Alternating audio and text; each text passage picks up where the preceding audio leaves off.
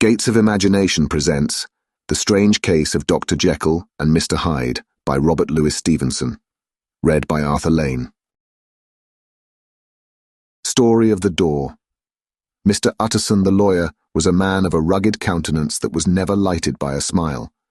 Cold, scanty and embarrassed in discourse, backward in sentiment, lean, long, dusty, dreary, and yet somehow lovable. At friendly meetings, and when the wine was to his taste, something eminently human beaconed from his eye.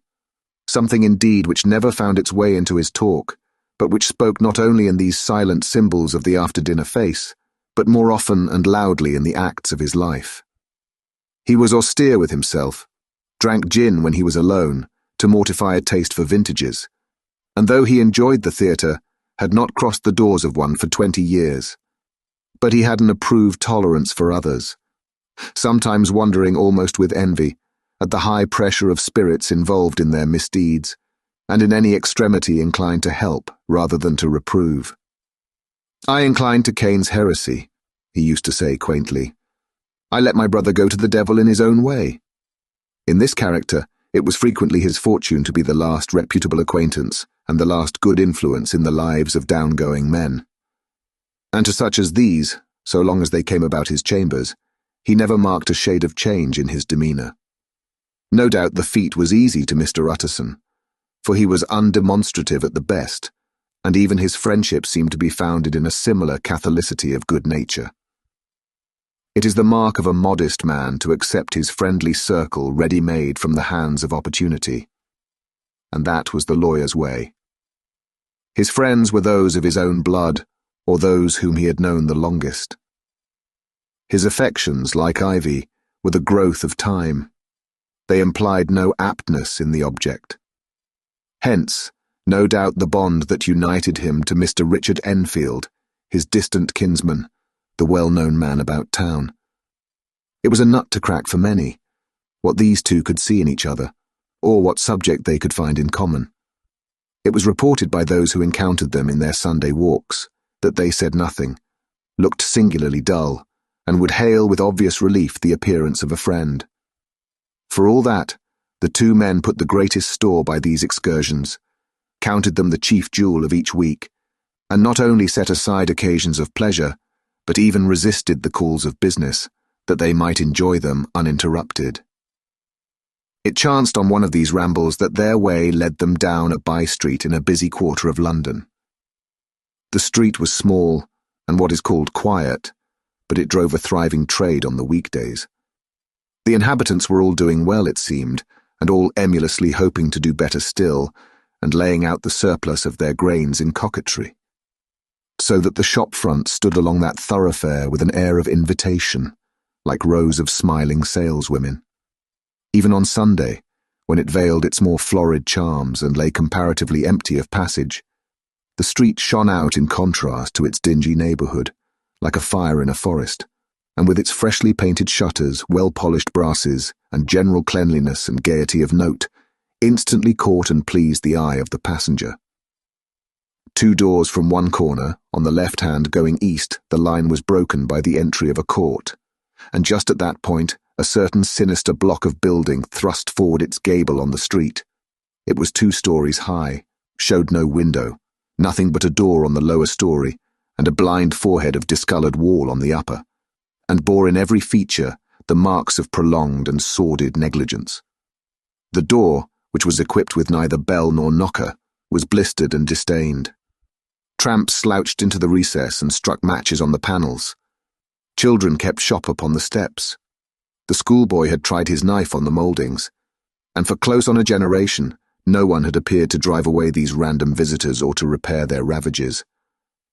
Mr. Enfield and the lawyer were on the other side of the by-street, but when they came abreast of the entry, the former lifted up his cane and pointed. "Did you ever remark that door?" he asked. And when his companion had replied in the affirmative, "It is connected in my mind," added he, "with a very odd story." "Indeed," said Mr. Utterson with a slight change of voice. "And what was that?" "Well, it was this way," returned Mr. Enfield. "I was coming home from some place at the end of the world, about 3 o'clock of a black winter morning, and my way lay through a part of town where there was literally nothing to be seen but lamps. Street after street, and all the folks asleep. Street after street, all lighted up as if for a procession and all as empty as a church. Till at last I got into that state of mind when a man listens and listens and begins to long for the sight of a policeman. All at once I saw two figures. One a little man who was stumping along eastward at a good walk, and the other a girl of maybe 8 or 10 who was running as hard as she was able down a cross street. Well, sir, the two ran into one another naturally enough at the corner, and then came the horrible part of the thing, for the man trampled calmly over the child's body and left her screaming on the ground. It sounds nothing to hear, but it was hellish to see. It wasn't like a man, it was like some damned juggernaut. I gave a few hello, took to my heels, collared my gentleman, and brought him back to where there was already quite a group about the screaming child. He was perfectly cool and made no resistance, but gave me one look, so ugly that it brought out the sweat on me like running. The people who had turned out were the girl's own family, and pretty soon the doctor, for whom she had been sent, put in his appearance.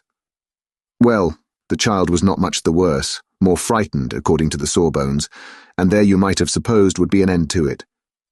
But there was one curious circumstance. I had taken a loathing to my gentleman at first sight. So had the child's family, which was only natural. But the doctor's case was what struck me. He was the usual cut and dry apothecary, of no particular age and colour, with a strong Edinburgh accent, and about as emotional as a bagpipe. Well, sir, he was like the rest of us. Every time he looked at my prisoner, I saw that Sawbones turned sick and white with the desire to kill him. I knew what was in his mind, just as he knew what was in mine. And killing being out of the question, we did the next best. We told the man we could, and would make such a scandal out of this, as should make his name stink from one end of London to the other. If he had any friends or any credit, we undertook that he should lose them. And all the time, as we were pitching it in red hot, we were keeping the women off him as best we could, for they were as wild as harpies. I never saw a circle of such hateful faces, and there was the man in the middle, with a kind of black, sneering coolness, frightened too, I could see that, but carrying it off, sir, really like Satan. "If you choose to make capital out of this accident," said he, "I am naturally helpless. No gentleman but wishes to avoid a scene," says he. "Name your figure." Well, we screwed him up to £100 for the child's family. He would have clearly liked to stick out. But there was something about the lot of us that meant mischief, and at last he struck. The next thing was to get the money. And where do you think he carried us but to that place with the door? Whipped out a key, went in, and presently came back with the matter of £10 in gold, and a cheque for the balance on Coutts's, drawn payable to bearer, and signed with a name that I can't mention, though it's one of the points of my story, but it was a name at least very well known, and often printed. The figure was stiff, but the signature was good for more than that if it was only genuine. I took the liberty of pointing out to my gentleman that the whole business looked apocryphal, and that a man does not in real life walk into a cellar door at 4 in the morning and come out with another man's cheque for close upon £100, but he was quite easy and sneering. "Set your mind at rest," says he. "I will stay with you till the banks open and cash the cheque myself." So we all set off, the doctor and the child's father and our friend and myself, and passed the rest of the night in my chambers. And next day, when we had breakfasted, went in a body to the bank. I gave in the cheque myself and said I had every reason to believe it was a forgery. Not a bit of it. The cheque was genuine. "Tut, tut," said Mr. Utterson. "I see you feel as I do," said Mr. Enfield. "Yes, it's a bad story, for my man was a fellow that nobody could have to do with, a really damnable man. And the person that drew the cheque is the very pink of the proprieties, celebrated too, and, what makes it worse, one of your fellows who do what they call good. Blackmail, I suppose. An honest man paying through the nose for some of the capers of his youth. Blackmail House is what I call the place with the door in consequence. Though even that, you know, is far from explaining all," he added, and with the words fell into a vein of musing. From this he was recalled by Mr. Utterson, asking rather suddenly, And you don't know if the drawer of the cheque lives there? A likely place, isn't it? Returned Mr. Enfield. But I happen to have noticed his address. He lives in some square or other. And you never asked about the place with the door, said Mr. Utterson. No, sir. I had a delicacy, was the reply.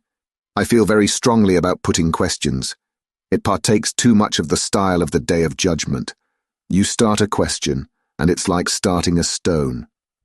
You sit quietly on the top of a hill, and away the stone goes, starting others, and presently some bland old bird, the last you would have thought of, is knocked on the head in his own back garden, and the family have to change their name. No, sir, I make it a rule of mine.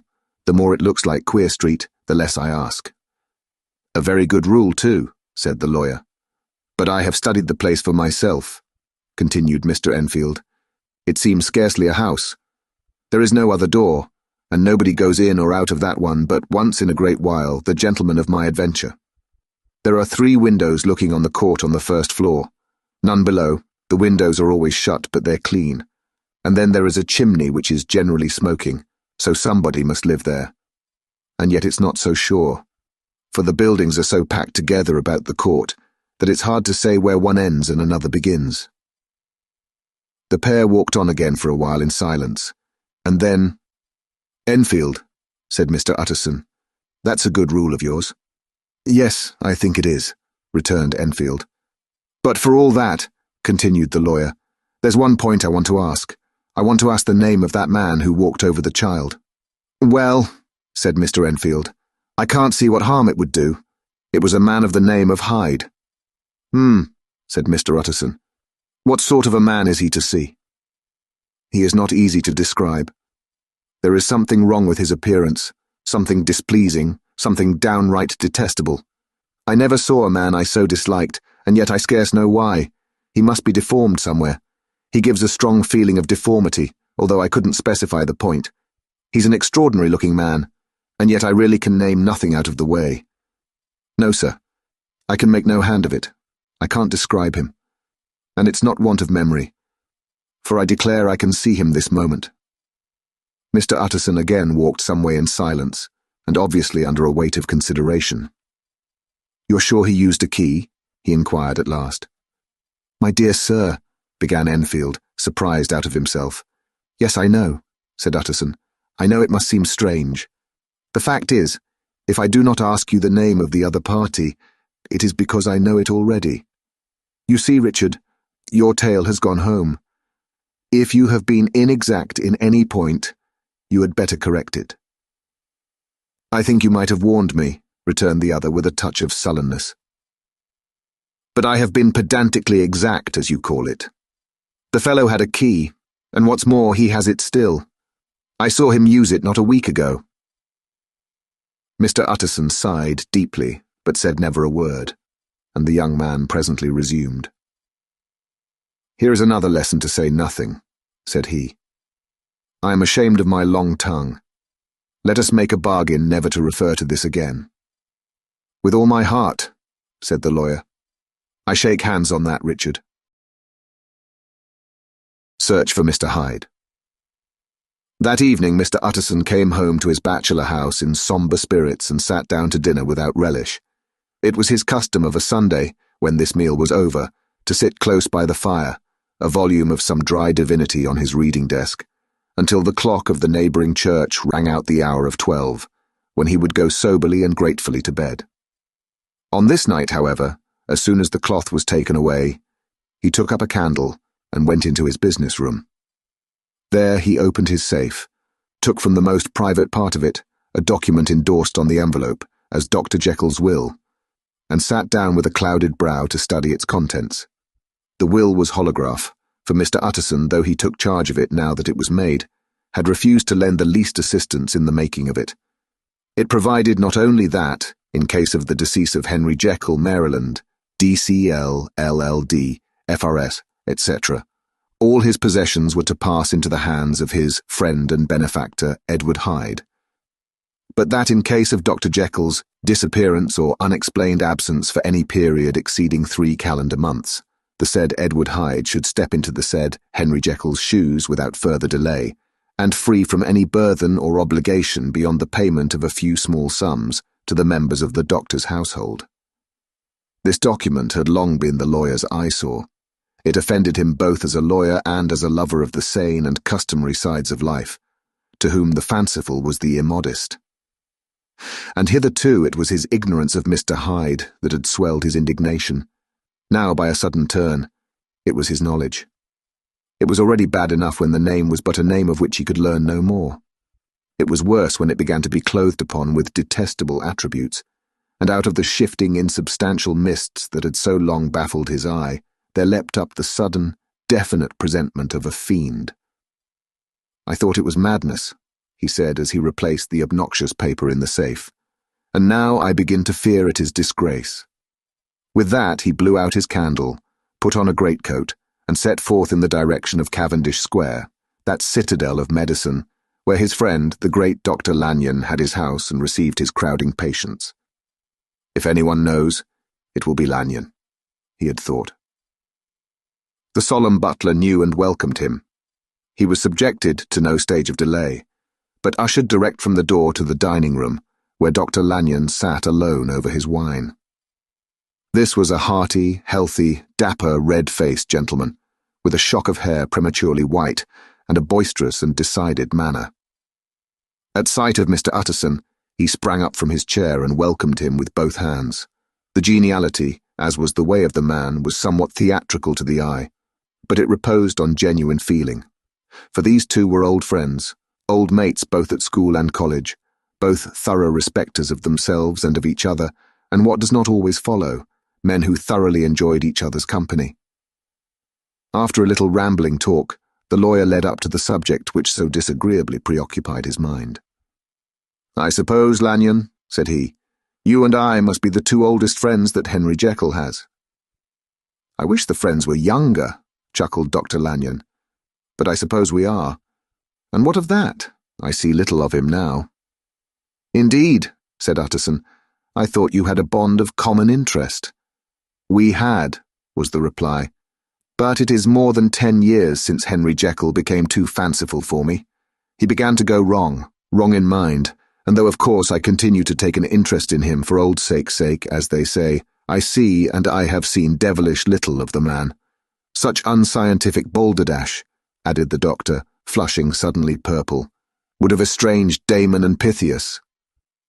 This little spirit of temper was somewhat of a relief to Mr. Utterson. They have only differed on some point of science, he thought, and being a man of no scientific passions, except in the matter of conveyancing, he even added, "It is nothing worse than that." He gave his friend a few seconds to recover his composure, and then approached the question he had come to put. "Did you ever come across a protégé of his?" "One Hyde?" he asked. "Hyde?" repeated Lanyon. "No, never heard of him. Since my time." That was the amount of information that the lawyer carried back with him to the great dark bed on which he tossed to and fro, until the small hours of the morning began to grow large. It was a night of little ease to his toiling mind, toiling in mere darkness and besieged by questions. 6 o'clock struck on the bells of the church that was so conveniently near to Mr. Utterson's dwelling, and still he was digging at the problem. Hitherto it had touched him on the intellectual side alone, but now his imagination also was engaged, or rather enslaved, and as he lay and tossed in the gross darkness of the night in the curtained room, Mr. Enfield's tale went by before his mind in a scroll of lighted pictures.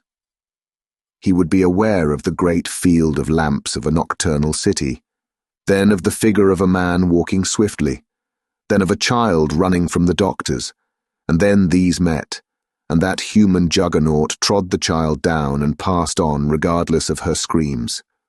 Or else he would see a room in a rich house where his friend lay asleep, dreaming and smiling at his dreams, and then the door of that room would be opened, the curtains of the bed plucked apart, the sleeper recalled, and lo, there would stand by his side a figure to whom power was given, and even at that dead hour he must rise and do its bidding. The figure in these two phases haunted the lawyer all night. and if at any time he dozed over, it was but to see it glide more stealthily through sleeping houses, or move the more swiftly, and still the more swiftly, even to dizziness, through wider labyrinths of lamp-lighted city, and at every street corner crush a child and leave her screaming. And still the figure had no face by which he might know it. Even in his dreams, it had no face, or one that baffled him and melted before his eyes. And thus it was that there sprang up and grew apace in the lawyer's mind a singularly strong, almost an inordinate curiosity to behold the features of the real Mr. Hyde. If he could but once set eyes on him, he thought the mystery would lighten and perhaps roll altogether away, as was the habit of mysterious things when well examined. He might see a reason for his friend's strange preference or bondage, call it which you please, and even for the startling clause of the will. At least it would be a face worth seeing, the face of a man who was without bowels of mercy, a face which had but to show itself to raise up, in the mind of the unimpressionable Enfield, a spirit of enduring hatred. From that time forward, Mr. Utterson began to haunt the door in the by-street of shops. In the morning before office hours, at noon when business was plenty and time scarce, at night under the face of the fogged city moon, by all lights and at all hours of solitude or concourse, the lawyer was to be found on his chosen post. If he be Mr. Hyde, he had thought, I shall be Mr. Seek. And at last his patience was rewarded. It was a fine dry night, frost in the air, the streets as clean as a ballroom floor, the lamps unshaken by any wind, drawing a regular pattern of light and shadow. By 10 o'clock, when the shops were closed, the by-street was very solitary, and in spite of the low growl of London from all round, very silent. Small sounds carried far. Domestic sounds out of the houses were clearly audible on either side of the roadway, and the rumour of the approach of any passenger preceded him by a long time.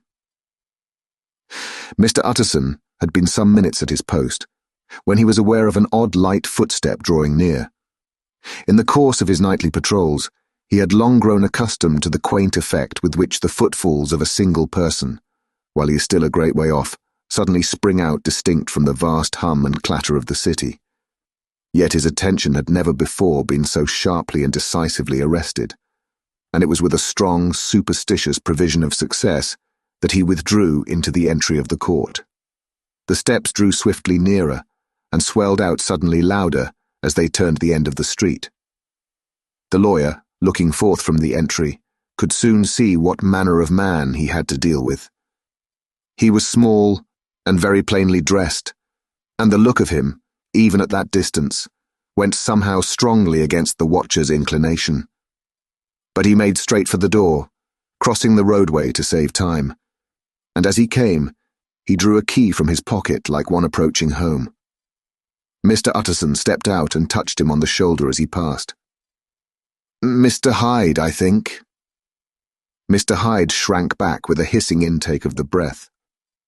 But his fear was only momentary, and though he did not look the lawyer in the face, he answered coolly enough, "That is my name. What do you want?" "I see you are going in," returned the lawyer. "I am an old friend of Dr. Jekyll's, Mr. Utterson of Gaunt Street. You must have heard of my name, and meeting you so conveniently, I thought you might admit me." "You will not find Dr. Jekyll. He is from home," replied Mr. Hyde, blowing in the key. And then suddenly, but still without looking up, "How did you know me?" he asked. "On your side," said Mr. Utterson. "Will you do me a favour?" "With pleasure," replied the other. "What shall it be?" "Will you let me see your face?" asked the lawyer. Mr. Hyde appeared to hesitate, and then, as if upon some sudden reflection, fronted about with an air of defiance, and the pair stared at each other pretty fixedly for a few seconds. "Now I shall know you again," said Mr. Utterson. "It may be useful." "Yes," returned Mr. Hyde, "it is as well we have met, and I propose you should have my address." And he gave a number of a street in Soho. Good God, thought Mr. Utterson, can he too have been thinking of the will?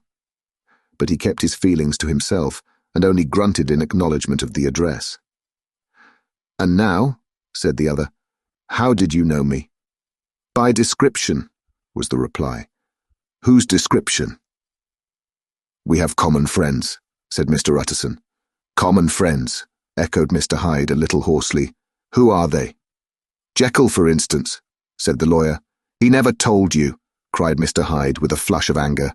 "I did not think you would have lied." "Come," said Mr. Utterson.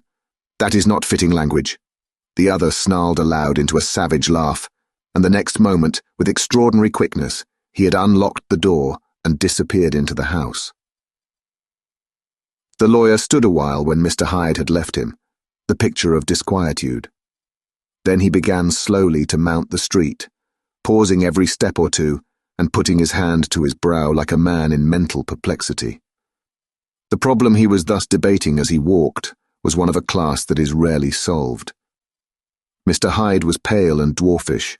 He gave an impression of deformity without any nameable malformation. He had a displeasing smile. He had borne himself to the lawyer with a sort of murderous mixture of timidity and boldness, and he spoke with a husky, whispering and somewhat broken voice. All these were points against him, but not all of these together could explain the hitherto unknown disgust, loathing and fear with which Mr. Utterson regarded him. "There must be something else," said the perplexed gentleman. "There is something more, if I could find a name for it. God bless me, the man seems hardly human. Something troglodytic, shall we say? Or can it be the old story of Dr. Fell? Or is it the mere radiance of a foul soul that thus transpires through and transfigures its clay continent? The last, I think. For oh, my poor old Harry Jekyll, if ever I read Satan's signature upon a face, it is on that of your new friend." Round the corner from the by-street, there was a square of ancient, handsome houses, now for the most part decayed from their high estate, and let in flats and chambers to all sorts and conditions of men, map engravers, architects, shady lawyers, and the agents of obscure enterprises. One house, however, second from the corner, was still occupied entire, and at the door of this, which wore a great air of wealth and comfort, though it was now plunged in darkness except for the fanlight, Mr. Utterson stopped and knocked. A well-dressed elderly servant opened the door. "Is Dr. Jekyll at home, Poole?" asked the lawyer. "I will see, Mr. Utterson," said Poole, admitting the visitor as he spoke into a large, low-roofed, comfortable hall paved with flags, warmed, after the fashion of a country house, by a bright, open fire, and furnished with costly cabinets of oak. "Will you wait here by the fire, sir, or shall I give you a light in the dining room?" "Here, thank you," said the lawyer, and he drew near and leaned on the tall fender. This hall, in which he was now left alone, was a pet fancy of his friend the doctor's, and Utterson himself was wont to speak of it as the pleasantest room in London. But tonight there was a shudder in his blood. The face of Hyde sat heavy on his memory.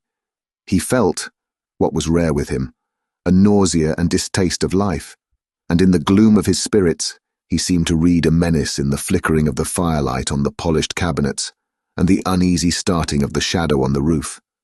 He was ashamed of his relief when Poole presently returned to announce that Dr. Jekyll was gone out. "I saw Mr. Hyde go in by the old dissecting room, Poole," he said. "Is that right when Dr. Jekyll is from home?" "Quite right, Mr. Utterson, sir," replied the servant. "Mr. Hyde has a key." "Your master seems to repose a great deal of trust in that young man, Poole," resumed the other musingly. "Yes, sir, he does indeed," said Poole. "We have all orders to obey him." "I do not think I ever met Mr. Hyde?" asked Utterson. "Oh dear, no, sir. He never dines here," replied the butler. "Indeed, we see very little of him on this side of the house. He mostly comes and goes by the laboratory. Well, good night, Poole." "Good night, Mr. Utterson."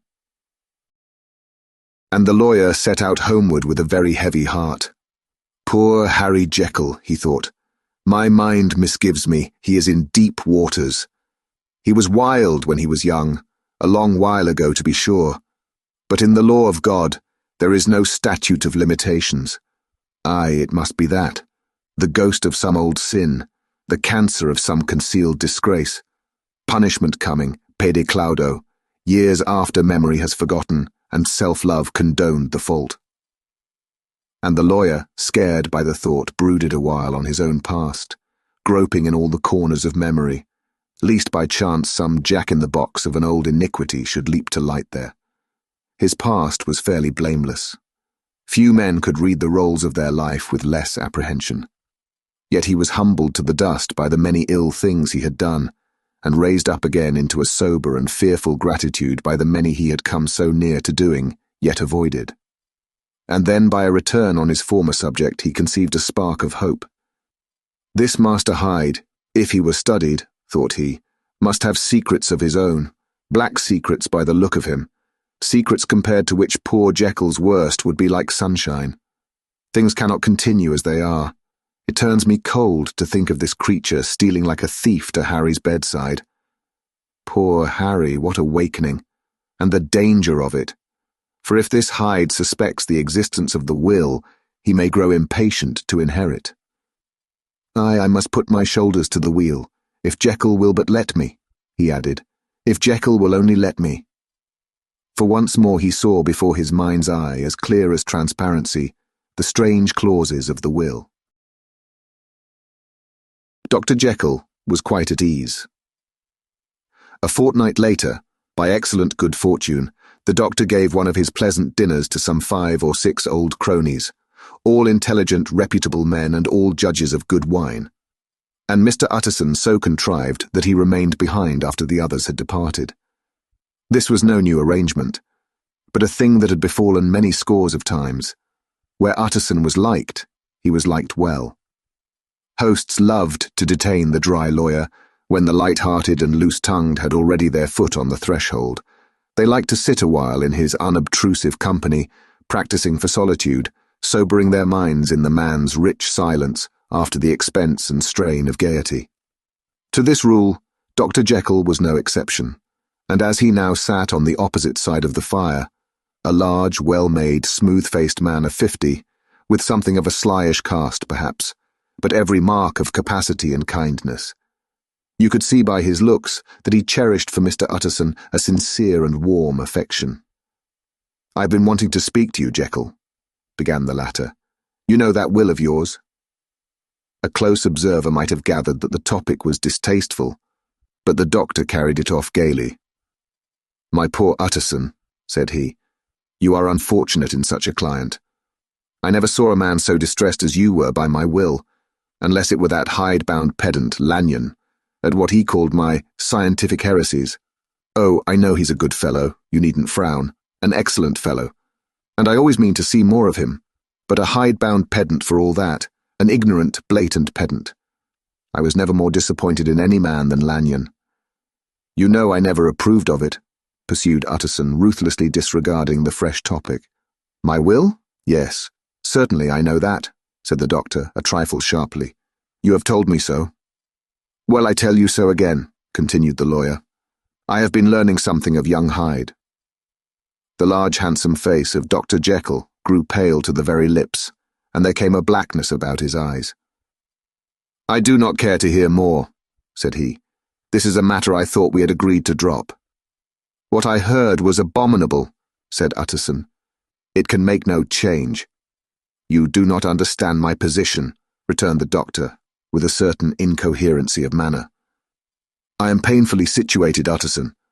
My position is a very strange one. It is one of those affairs that cannot be mended by talking."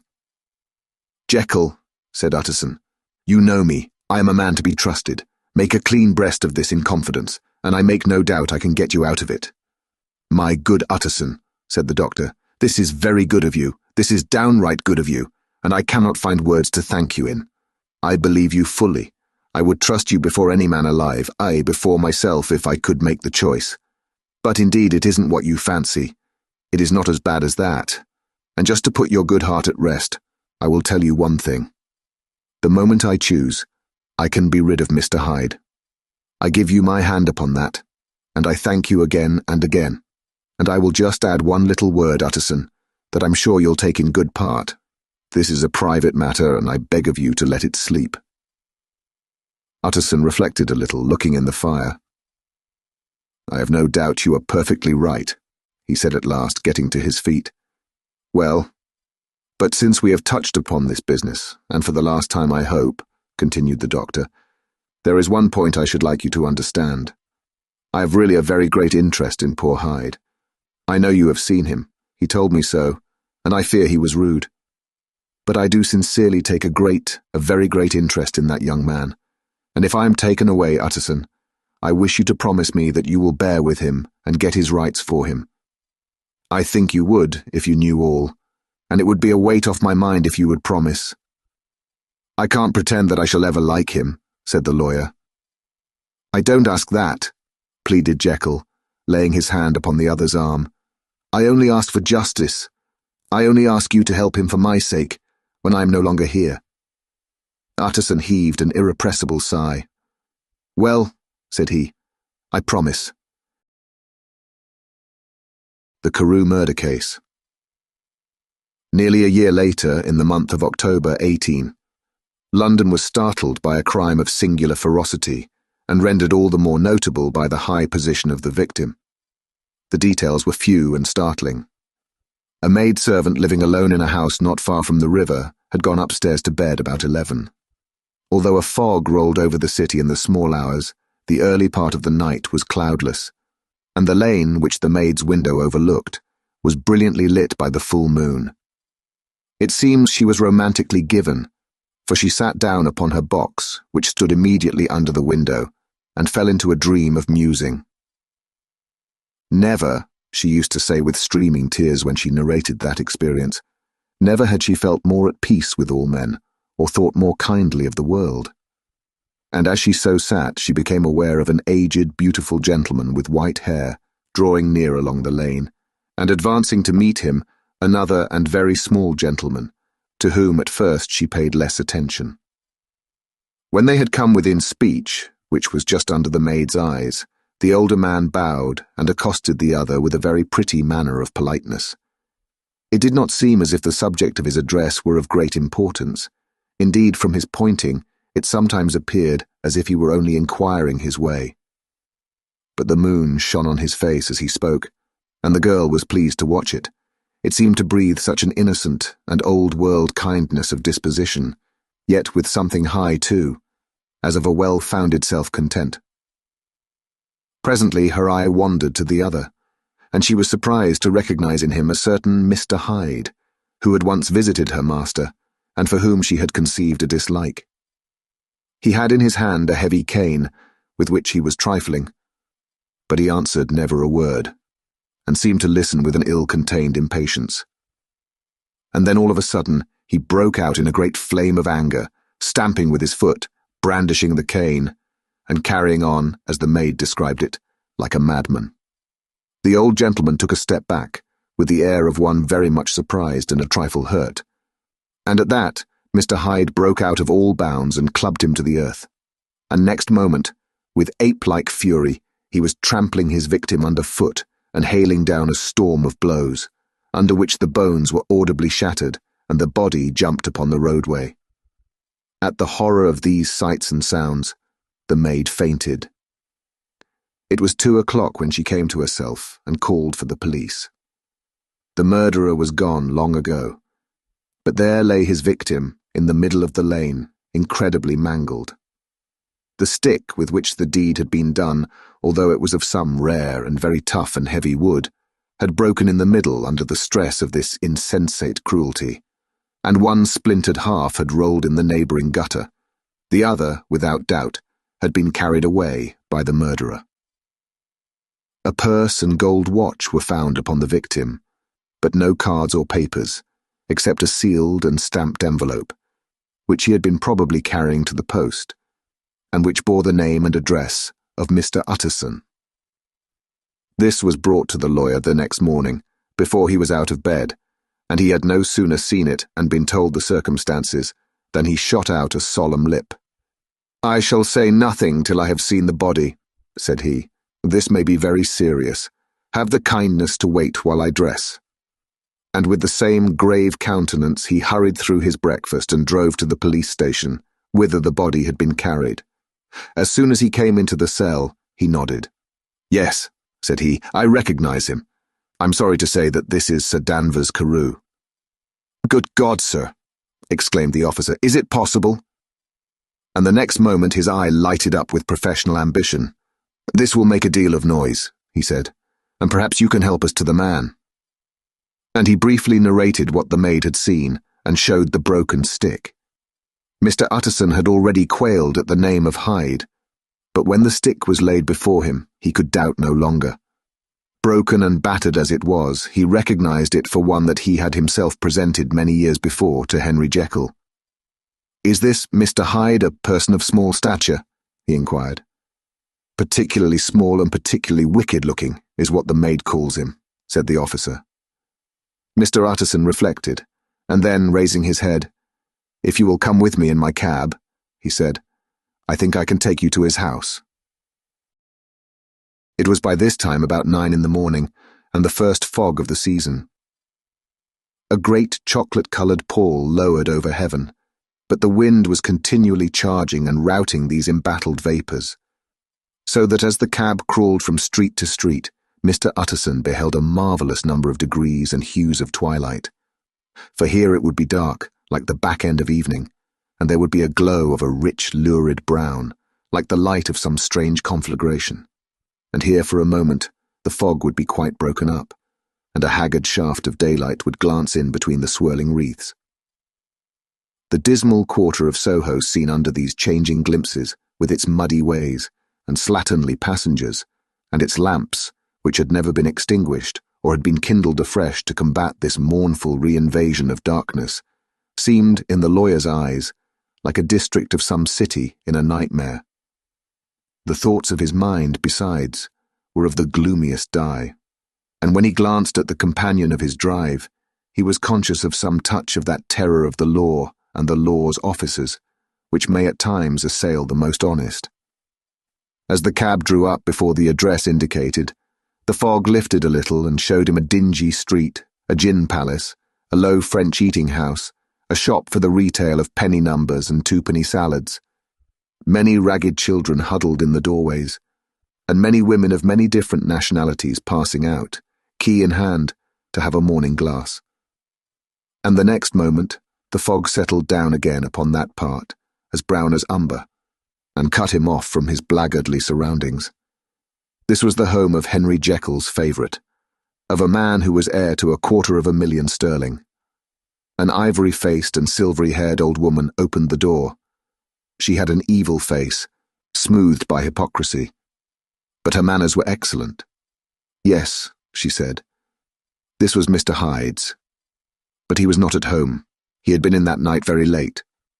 But he had gone away again in less than an hour. There was nothing strange in that. His habits were very irregular, and he was often absent. For instance, it was nearly 2 months since she had seen him till yesterday." "Very well, then. We wish to see his rooms," said the lawyer, and when the woman began to declare it was impossible, "I had better tell you who this person is," he added. "This is Inspector Newcomen of Scotland Yard." A flash of odious joy appeared upon the woman's face. "Ah," said she, "he is in trouble. What has he done?" Mr. Utterson and the inspector exchanged glances. "He don't seem a very popular character," observed the latter. "And now, my good woman, just let me and this gentleman have a look about us." In the whole extent of the house, which but for the old woman remained otherwise empty, Mr. Hyde had only used a couple of rooms, but these were furnished with luxury and good taste. A closet was filled with wine. The plate was of silver, the napery elegant. A good picture hung upon the walls. A gift, as Utterson supposed, from Henry Jekyll, who was much of a connoisseur. And the carpets were of many plies, and agreeable in colour.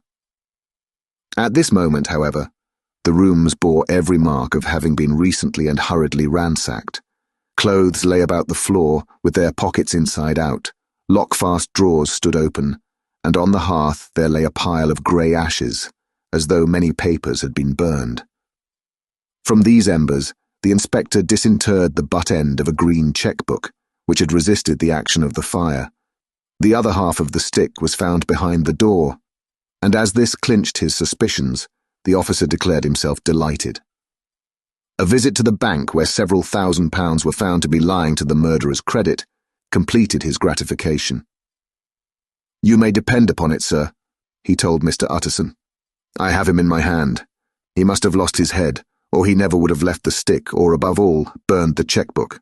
Why, money's life to the man. We have nothing to do but wait for him at the bank and get out the handbills." This last, however, was not so easy of accomplishment, for Mr. Hyde had numbered few familiars. Even the master of the servant maid had only seen him twice. His family could nowhere be traced.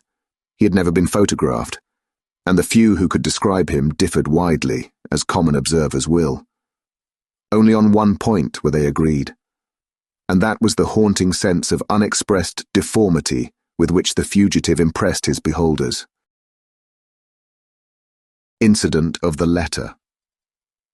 It was late in the afternoon when Mr. Utterson found his way to Dr. Jekyll's door, where he was at once admitted by Poole and carried down by the kitchen offices and across a yard which had once been a garden, to the building which was indifferently known as the laboratory or dissecting rooms.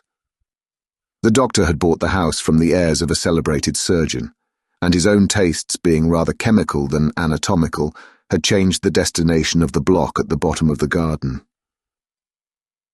It was the first time that the lawyer had been received in that part of his friend's quarters, and he eyed the dingy, windowless structure with curiosity, and gazed round with a distasteful sense of strangeness as he crossed the theatre, once crowded with eager students and now lying gaunt and silent, the tables laden with chemical apparatus, the floor strewn with crates and littered with packing straw, and the light falling dimly through the foggy cupola.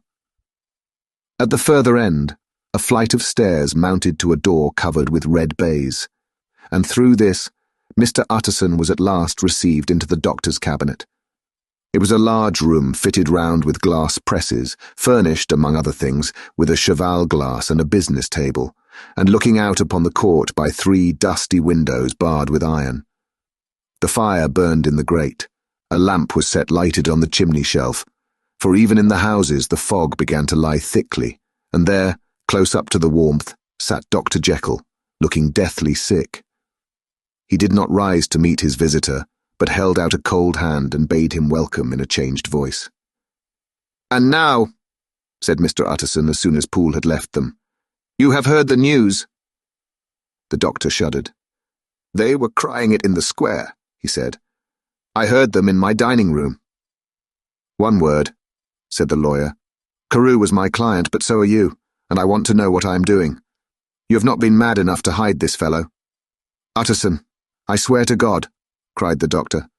"I swear to God I will never set eyes on him again. I bind my honour to you that I am done with him in this world. It is all at an end. And indeed he does not want my help. You do not know him as I do. He is safe. He is quite safe. Mark my words, he will never more be heard of." The lawyer listened gloomily. He did not like his friend's feverish manner. "You seem pretty sure of him," said he, "and for your sake, I hope you may be right. If it came to a trial, your name might appear." "I am quite sure of him," replied Jekyll. "I have grounds for certainty that I cannot share with anyone. But there is one thing on which you may advise me.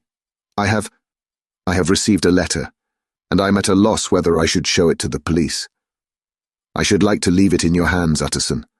You would judge wisely, I am sure. I have so great a trust in you." "You fear, I suppose, that it might lead to his detection?" asked the lawyer. "No," said the other. "I cannot say that I care what becomes of Hyde. I am quite done with him. I was thinking of my own character, which this hateful business has rather exposed." Utterson ruminated a while. He was surprised at his friend's selfishness, and yet relieved by it. "Well," said he at last, "let me see the letter." The letter was written in an odd, upright hand and signed, "Edward Hyde," and it signified, briefly enough, that the writer's benefactor, Dr. Jekyll, whom he had long so unworthily repaid for 1,000 generosities, need labour under no alarm for his safety, as he had means of escape on which he placed a sure dependence. The lawyer liked this letter well enough. It put a better colour on the intimacy than he had looked for, and he blamed himself for some of his past suspicions. "Have you the envelope?" he asked. "I burned it," replied Jekyll, "before I thought what I was about, but it bore no postmark. The note was handed in. "Shall I keep this and sleep upon it?" asked Utterson. "I wish you to judge for me entirely," was the reply. "I have lost confidence in myself." "Well, I shall consider," returned the lawyer. "And now one word more. It was Hyde who dictated the terms in your will about that disappearance." The doctor seemed seized with a qualm of faintness. He shut his mouth tight and nodded. "I knew it," said Utterson. "He meant to murder you. You had a fine escape." "I have had what is far more to the purpose," returned the doctor solemnly. "I have had a lesson. Oh God, Utterson, what a lesson I have had!" And he covered his face for a moment with his hands. On his way out, the lawyer stopped and had a word or two with Poole. "By the by," said he, "there was a letter handed in today. What was the messenger like?" But Poole was positive nothing had come except by post, and only circulars by that, he added. This news sent off the visitor with his fears renewed. Plainly the letter had come by the laboratory door. Possibly, indeed, it had been written in the cabinet, and if that were so, it must be differently judged and handled with the more caution. The newsboys, as he went, were crying themselves hoarse along the footways. "Special edition! Shocking murder of an MP!" That was the funeral oration of one friend and client, and he could not help a certain apprehension lest the good name of another should be sucked down in the eddy of the scandal. It was at least a ticklish decision that he had to make, and self-reliant as he was by habit, he began to cherish a longing for advice. It was not to be had directly, but perhaps he thought it might be fished for.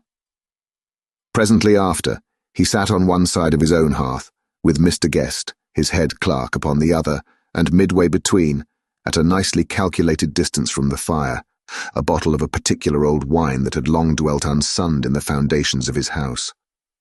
The fog still slept on the wing above the drowned city, where the lamps glimmered like carbuncles, and through the muffle and smother of these fallen clouds, the procession of the town's life was still rolling in through the great arteries with a sound as of a mighty wind. But the room was gay with firelight. In the bottle, the acids were long ago resolved. The imperial dye had softened with time as the colour grows richer in stained windows, and the glow of hot autumn afternoons on hillside vineyards was ready to be set free and to disperse the fogs of London. Insensibly, the lawyer melted. There was no man from whom he kept fewer secrets than Mr. Guest, and he was not always sure that he kept as many as he meant. Guest had often been on business to the doctors. He knew Poole. He could scarce have failed to hear of Mr. Hyde's familiarity about the house. He might draw conclusions. Was it not as well, then, that he should see a letter which put that mystery to right? And above all, since Guest, being a great student and critic of handwriting, would consider the step natural and obliging. The clerk, besides, was a man of counsel. He could scarce read so strange a document without dropping a remark, and by that remark, Mr. Utterson might shape his future course.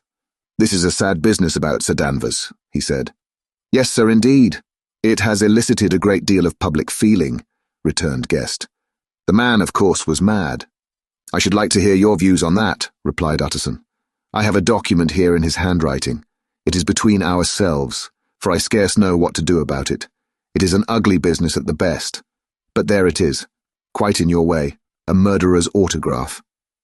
Guest's eyes brightened, and he sat down at once and studied it with passion. "No, sir," he said, "not mad, but it is an odd hand. And by all accounts, a very odd writer," added the lawyer. Just then the servant entered with a note. "Is that from Dr. Jekyll, sir?" inquired the clerk. "I thought I knew the writing. Anything private, Mr. Utterson?" "Only an invitation to dinner." "Why? Do you want to see it?" "One moment. I thank you, sir."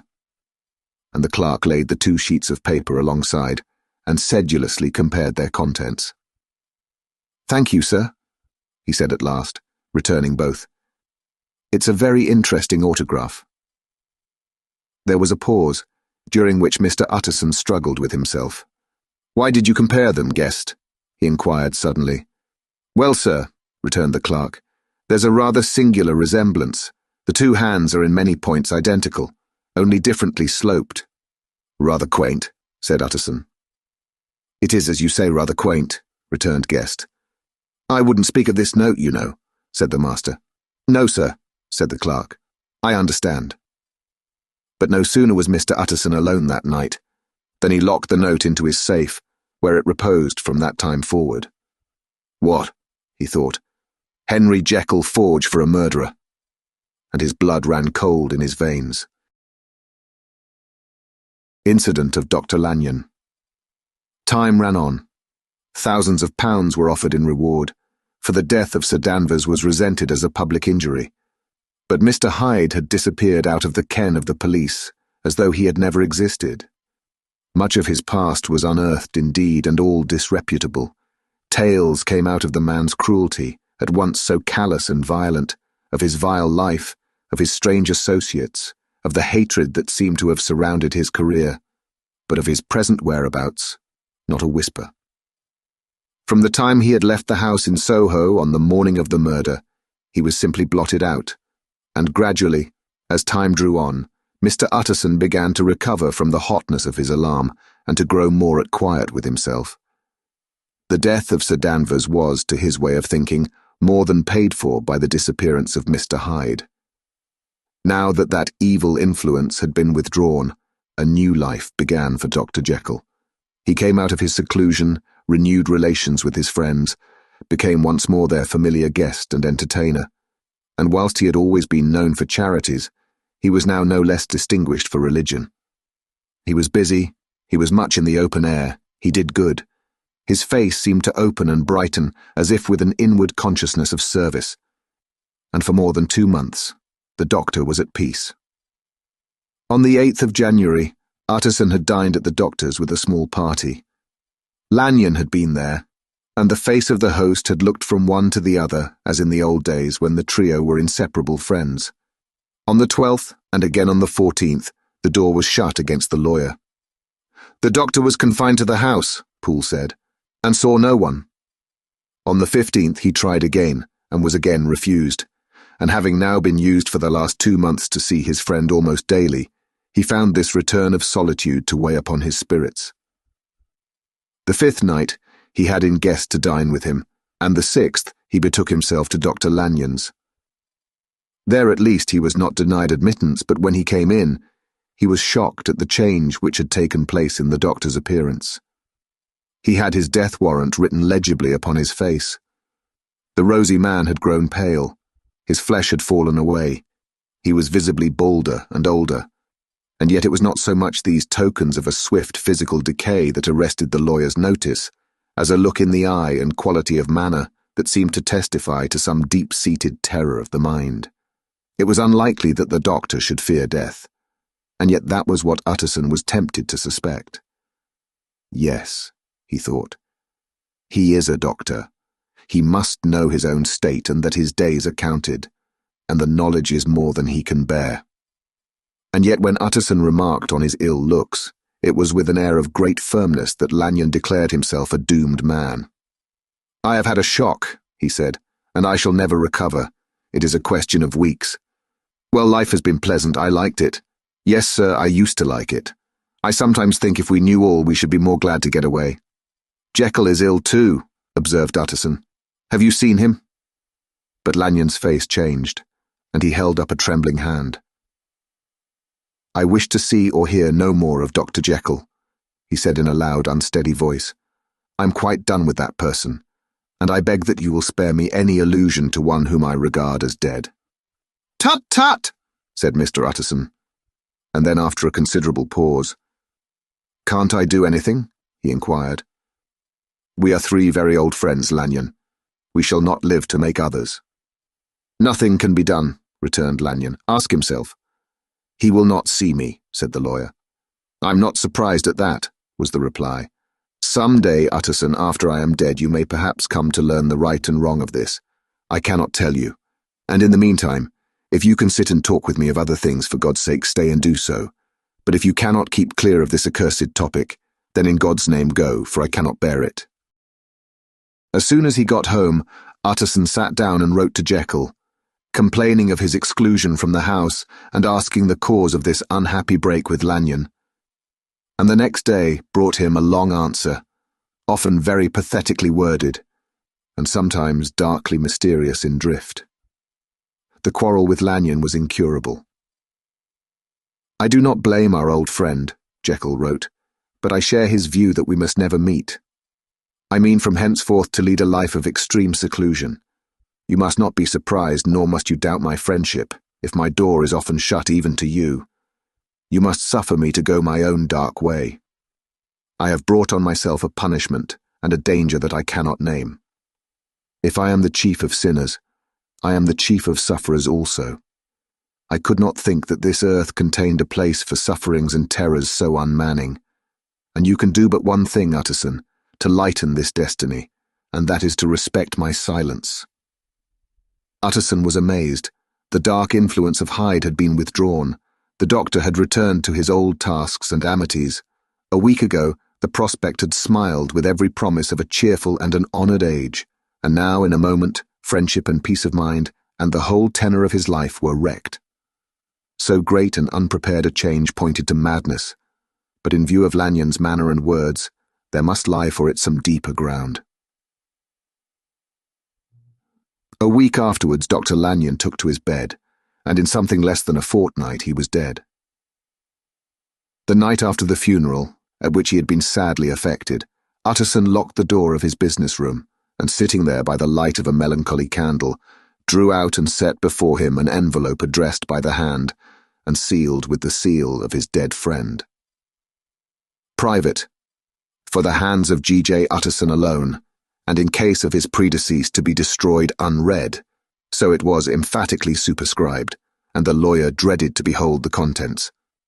"I have buried one friend today," he thought. "What if this should cost me another?" And then he condemned the fear as a disloyalty, and broke the seal. Within there was another enclosure, likewise sealed, and marked upon the cover as, "Not to be opened till the death or disappearance of Dr. Henry Jekyll." Utterson could not trust his eyes. Yes, it was disappearance. Here again, as in the mad will which he had long ago restored to its author, here again were the idea of a disappearance, and the name of Henry Jekyll bracketed. But in the will that idea had sprung from the sinister suggestion of the man Hyde. It was set there with a purpose all too plain and horrible. Written by the hand of Lanyon, what should it mean? A great curiosity came on the trustee, to disregard the prohibition and dive at once to the bottom of these mysteries. But professional honour and faith to his dead friend were stringent obligations, and the packet slept in the inmost corner of his private safe. It is one thing to mortify curiosity, another to conquer it, and it may be doubted if, from that day forth, Utterson desired the society of his surviving friend with the same eagerness. He thought of him kindly, but his thoughts were disquieted and fearful. He went to call indeed, but he was perhaps relieved to be denied admittance. Perhaps, in his heart, he preferred to speak with Poole upon the doorstep and surrounded by the air and sounds of the open city, rather than to be admitted into that house of voluntary bondage and to sit and speak with its inscrutable recluse. Poole had indeed no very pleasant news to communicate. The doctor, it appeared, now more than ever confined himself to the cabinet over the laboratory, where he would sometimes even sleep. He was out of spirits. He had grown very silent. He did not read. It seemed as if he had something on his mind. Utterson became so used to the unvarying character of these reports that he fell off little by little in the frequency of his visit. Incident at the window. It chanced on Sunday, when Mr. Utterson was on his usual walk with Mr. Enfield, that their way lay once again through the by-street, and that when they came in front of the door both stopped to gaze on it. "Well," said Enfield, "that story's at an end at least. We shall never see more of Mr. Hyde." "I hope not," said Utterson. "Did I ever tell you that I once saw him, and shared your feeling of repulsion?" "It was impossible to do the one without the other," returned Enfield. "And by the way, what an ass you must have thought me, not to know that this was a back way to Dr. Jekyll's. It was partly your own fault that I found it out, even when I did." "So you found it out, did you?" said Utterson. "But if that be so, we may step into the court and take a look at the windows. To tell you the truth, I am uneasy about poor Jekyll, and even outside I feel as if the presence of a friend might do him good. The court was very cool and a little damp, and full of premature twilight, although the sky, high up overhead, was still bright with sunset. The middle one of the 3 windows was halfway open, and sitting close beside it, taking the air with an infinite sadness of mien, like some disconsolate prisoner, Utterson saw Dr. Jekyll. "What, Jekyll?" he cried. "I trust you are better." "I am very low, Utterson," replied the doctor drearily. "Very low. It will not last long, thank God." "You stay too much indoors," said the lawyer. "You should be out, whipping up the circulation like Mr. Enfield and me. This is my cousin, Mr. Enfield, Dr. Jekyll. Come now, get your hat and take a quick turn with us." "You are very good," sighed the other. "I should like to very much, but no, it is quite impossible, I dare not. But indeed, Utterson, I am very glad to see you. This is really a great pleasure. I would ask you and Mr. Enfield up, but the place is really not fit." "Why then," said the lawyer, good-naturedly, "the best thing we can do is to stay down here and speak with you from where we are." "That is just what I was about to venture to propose," returned the doctor with a smile.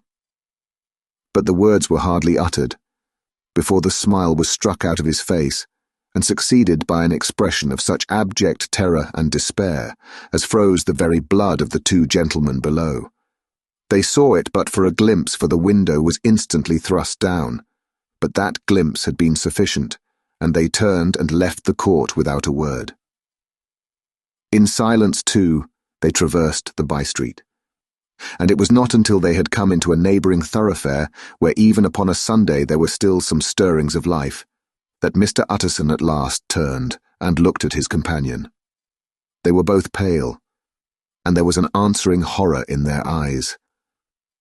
God forgive us," said Mr. Utterson. But Mr. Enfield only nodded his head very seriously, and walked on once more in silence. The last night. Mr. Utterson was sitting by his fireside one evening after dinner when he was surprised to receive a visit from Poole. "Bless me, Poole, what brings you here?" he cried, and then taking a second look at him. "What ails you?" he added. "Is the doctor ill?" "Mr. Utterson," said the man, "there is something wrong." "Take a seat, and here is a glass of wine for you," said the lawyer. "Now take your time, and tell me plainly what you want." "You know the doctor's ways, sir," replied Poole. "And how he shuts himself up. Well, he's shut up again in the cabinet, and I don't like it, sir. I wish I may die if I like it." "Mr. Utterson, sir, I'm afraid." "Now, my good man," said the lawyer, "be explicit. What are you afraid of?" "I've been afraid for about a week," returned Poole, doggedly disregarding the question, "and I can bear it no more." The man's appearance amply bore out his words. His manner was altered for the worse, and except for the moment when he had first announced his terror, he had not once looked the lawyer in the face. Even now, he sat with the glass of wine untasted on his knee, and his eyes directed to a corner of the floor. "I can bear it no more," he repeated. "Come," said the lawyer. "I see you have some good reason, Poole. I see there is something seriously amiss. Try to tell me what it is." "I think there's been foul play," said Poole hoarsely. "Foul play?" cried the lawyer, a good deal frightened and rather inclined to be irritated in consequence. "What foul play? What does the man mean?" "I daren't say, sir," was the answer. "But will you come along with me and see for yourself?" Mr. Utterson's only answer was to rise and get his hat and greatcoat, but he observed with wonder the greatness of the relief that appeared upon the butler's face, and perhaps with no less, that the wine was still untasted when he set it down to follow. It was a wild, cold, seasonable night of March, with a pale moon lying on her back as though the wind had tilted her, and flying wrack of the most diaphanous and lawny texture. The wind made talking difficult, and flecked the blood into the face. It seemed to have swept the streets unusually bare of passengers besides. For Mr. Utterson thought he had never seen that part of London so deserted. He could have wished it otherwise. Never in his life had he been conscious of so sharp a wish to see and touch his fellow creatures. For struggle as he might, there was borne in upon his mind a crushing anticipation of calamity. The square, when they got there, was full of wind and dust, and the thin trees in the garden were lashing themselves along the railing. Poole, who had kept all the way a pace or two ahead, now pulled up in the middle of the pavement, and in spite of the biting weather, took off his hat and mopped his brow with a red pocket handkerchief. But for all the hurry of his coming, these were not the dews of exertion that he wiped away, but the moisture of some strangling anguish. For his face was white, and his voice, when he spoke, harsh and broken. "Well, sir," he said, "here we are, and God grant there be nothing wrong." "Amen, Poole," said the lawyer. Thereupon the servant knocked in a very guarded manner. The door was opened on the chain, and a voice asked from within, "Is that you, Poole?" "It's all right," said Poole. "Open the door." The hall, when they entered it, was brightly lighted up. The fire was built high, and about the hearth the whole of the servants, men and women, stood huddled together like a flock of sheep. At the sight of Mr. Utterson, the housemaid broke into hysterical whimpering, and the cook, crying out, "Bless God, it's Mr. Utterson," ran forward as if to take him in her arms. What? Are you all here?" said the lawyer peevishly. "Very irregular, very unseemly. Your master would be far from pleased." "They're all afraid," said Poole. Blank silence followed, no one protesting. Only the maid lifted her voice and now wept loudly. "Hold your tongue," Poole said to her, with a ferocity of accent that testified to his own jangled nerves. And indeed, when the girl had so suddenly raised the note of her lamentation, they had all started and turned towards the inner door with faces of dreadful expectation. "And now," continued the butler, addressing the knife boy, "reach me a candle, and we'll get this through hands at once." And then he begged Mr. Utterson to follow him, and led the way to the back garden. "Now, sir," said he, "you come as gently as you can. I want you to hear, and I don't want you to be heard. And see here, sir, if by any chance he was to ask you in, don't go." Mr. Utterson's nerves, at this unlooked-for termination, gave a jerk that nearly threw him from his balance. But he recollected his courage, and followed the butler into the laboratory building through the surgical theatre, with its lumber of crates and bottles to the foot of the stair. Here Poole motioned him to stand on one side and listen, while he himself, setting down the candle and making a great and obvious call on his resolution, mounted the steps and knocked with a somewhat uncertain hand on the red baize of the cabinet door. "Mr. Utterson, sir, asking to see you," he called. And even as he did so, once more violently signed to the lawyer to give ear. A voice answered from within. "Tell him I cannot see anyone," it said complainingly. "Thank you, sir," said Poole, with a note of something like triumph in his voice, and taking up his candle, he led Mr. Utterson back across the yard and into the great kitchen, where the fire was out and the beetles were leaping on the floor. "Sir," he said, looking Mr. Utterson in the eyes, "was that my master's voice?" "It seems much changed," replied the lawyer, very pale, but giving look for look. "Changed?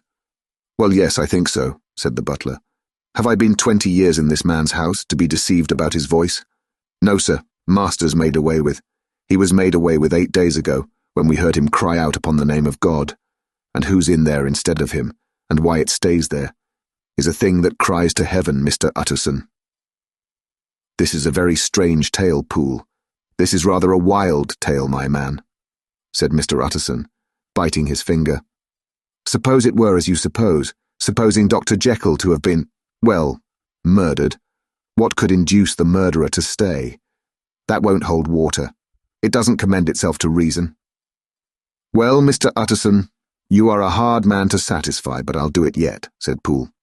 "All this last week, you must know, him, or it, whatever it is that lives in that cabinet, has been crying night and day for some sort of medicine and cannot get it to his mind. It was sometimes his way, the master's, that is, to write his orders on a sheet of paper and throw it on the stair. We've had nothing else this week back, nothing but papers, and a closed door, and the very meals left there to be smuggled in when nobody was looking. Well, sir, every day, aye, and twice and thrice in the same day, there have been orders and complaints, and I have been sent flying to all the wholesale chemists in town. Every time I brought the stuff back, there would be another paper telling me to return it, because it was not pure, and another order to a different firm. This drug is wanted bitter bad, sir. Whatever for. Have you any of these papers? Asked Mr. Utterson. Poole felt in his pocket and handed out a crumpled note, which the lawyer, bending nearer to the candle, carefully examined. Its contents ran thus. Dr. Jekyll presents his compliments to Messrs. Moore. He assures them that their last sample is impure and quite useless for his present purpose. In the year 18, Dr. J purchased a somewhat large quantity from Messrs. M. He now begs them to search with most sedulous care, and should any of the same quality be left, forward it to him at once. Expense is no consideration. The importance of this to Dr. J can hardly be exaggerated. So far the letter had run composedly enough, but here, with the sudden splutter of the pen, the writer's emotion had broken loose. For God's sake, he added, find me some of the old. This is a strange note, said Mr. Utterson, and then sharply, how do you come to have it open? The man at Moore's was main angry, sir, and he threw it back to me like so much dirt, returned Poole. This is unquestionably the doctor's hand, do you know? Resumed the lawyer. I thought it looked like it, said the servant rather sulkily, and then with another voice. But what matters hand of right, he said. I've seen him. Seen him? Repeated Mr. Utterson. Well? That's it, said Poole. It was this way. I came suddenly into the theatre from the garden. It seems he had slipped out to look for this drug or whatever it is, for the cabinet door was open, and there he was at the far end of the room digging among the crates.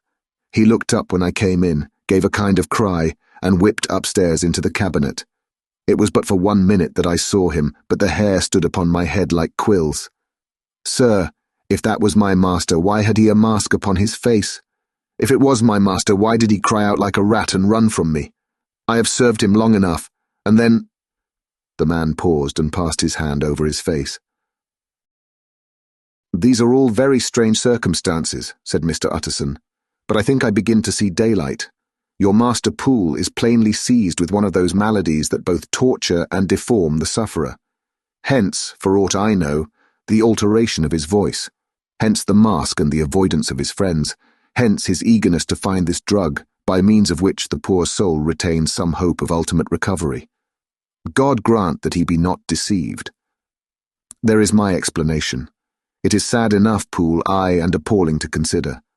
But it is plain and natural, hangs well together, and delivers us from all exorbitant alarms. Sir, said the butler, turning to a sort of mottled pallor, that thing was not my master, and there's the truth. My master— Here he looked round him and began to whisper— is a tall, fine build of a man, and this was more of a dwarf. Utterson attempted to protest. Oh, sir, cried Poole, do you think I do not know my master after 20 years?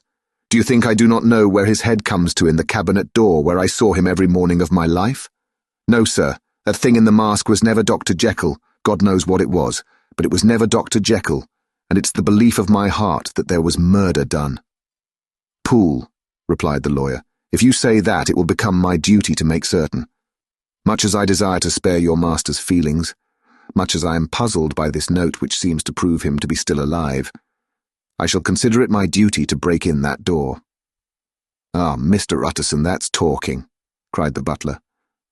And now comes the second question, resumed Utterson. Who is going to do it? Why, you and me, sir, was the undaunted reply. That's very well said, returned the lawyer, and whatever comes of it, I shall make it my business to see you are no loser. There is an axe in the theatre, continued Poole, and you might take the kitchen poker for yourself.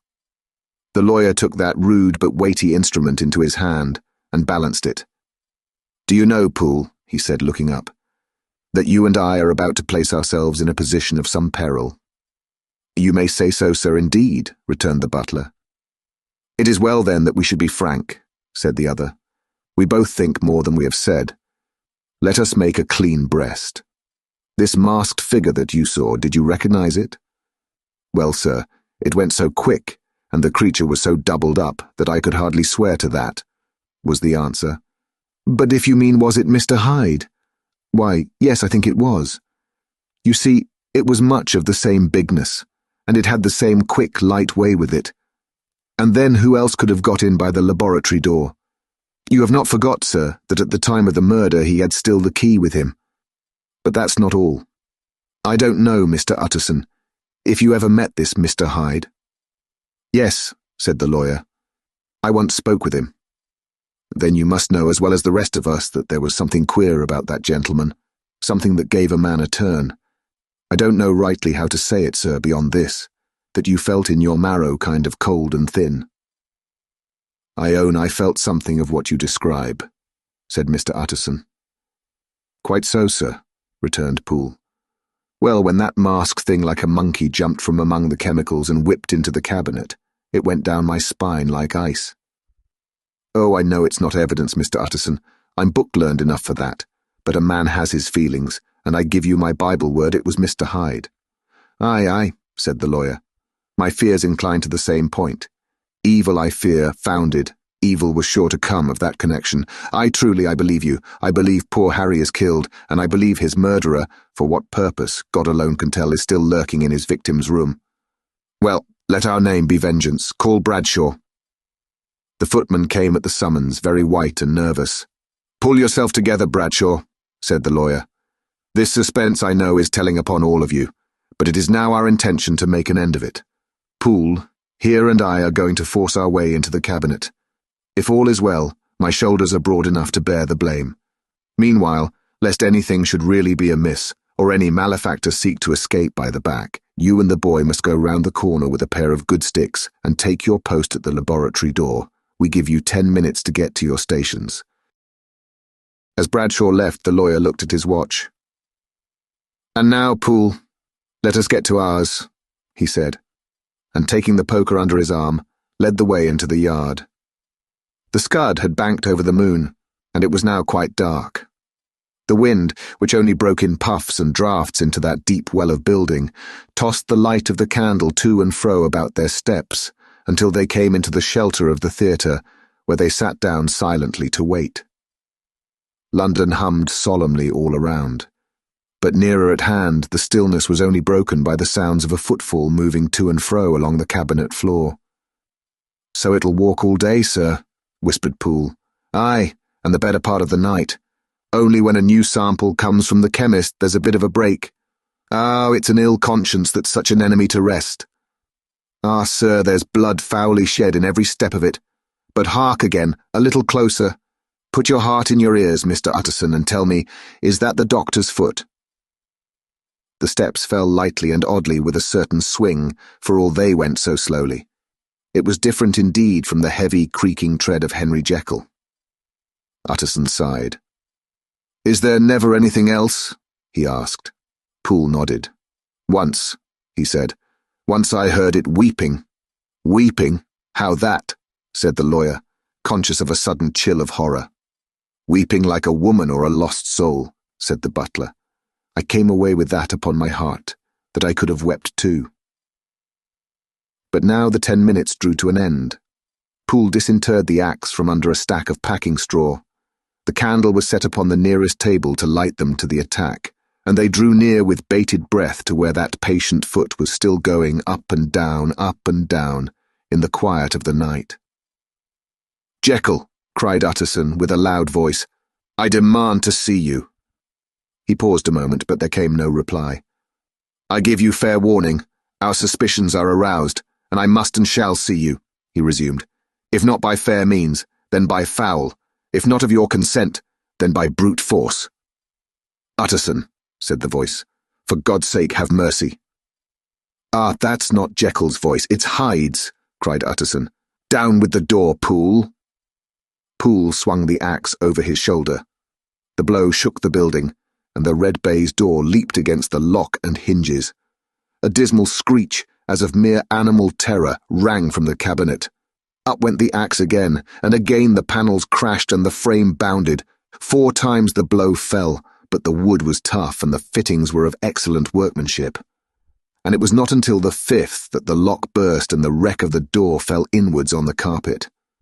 The besiegers, appalled by their own riot and the stillness that had succeeded, stood back a little and peered in. There lay the cabinet before their eyes in the quiet lamplight. A good fire glowing and chattering on the hearth, the kettle singing its thin strain, a drawer or two open, papers neatly set forth on the business table, and nearer the fire, the things laid out for tea. The quietest room, you would have said. And but for the glazed presses full of chemicals, the most commonplace that night in London. Right in the middle, there lay the body of a man sorely contorted and still twitching. They drew near on tiptoe, turned it on its back, and beheld the face of Edward Hyde. He was dressed in clothes far too large for him, clothes of the doctor's bigness. The cords of his face still moved with a semblance of life, but life was quite gone. And by the crushed file in the hand and the strong smell of kernels that hung upon the air, Utterson knew that he was looking on the body of a self-destroyer. "We have come too late," he said sternly, "whether to save or punish. Hyde is gone to his account, and it only remains for us to find the body of your master." The far greater proportion of the building was occupied by the theatre, which filled almost the whole ground story and was lighted from above, and by the cabinet, which formed an upper story at one end and looked upon the court. A corridor joined the theatre to the door on the by-street, and with this the cabinet communicated separately by a second flight of stairs. There were besides a few dark closets and a spacious cellar. All these they now thoroughly examined. Each closet needed but a glance, for all were empty, and all, by the dust that fell from their doors, had stood long unopened. The cellar indeed was filled with crazy lumber, mostly dating from the times of the surgeon who was Jekyll's predecessor, but even as they opened the door, they were advertised of the uselessness of further search, by the fall of a perfect mat of cobweb, which had for years sealed up the entrance. Nowhere was there any trace of Henry Jekyll, dead or alive. Poole stamped on the flags of the corridor. "He must be buried here," he said, hearkening to the sound. "Or he may have fled," said Utterson, and he turned to examine the door in the by-street. It was locked, and lying nearby on the flags they found the key, already stained with rust. "This does not look like use," observed the lawyer. "Use!" echoed Poole. "Do you not see, sir, it is broken, much as if a man had stamped on it." "Aye," continued Utterson, "and the fractures too are rusty." The two men looked at each other with a scare. "This is beyond me, Poole," said the lawyer. "Let us go back to the cabinet." They mounted the stair in silence, and still with an occasional awestruck glance at the dead body, proceeded more thoroughly to examine the contents of the cabinet.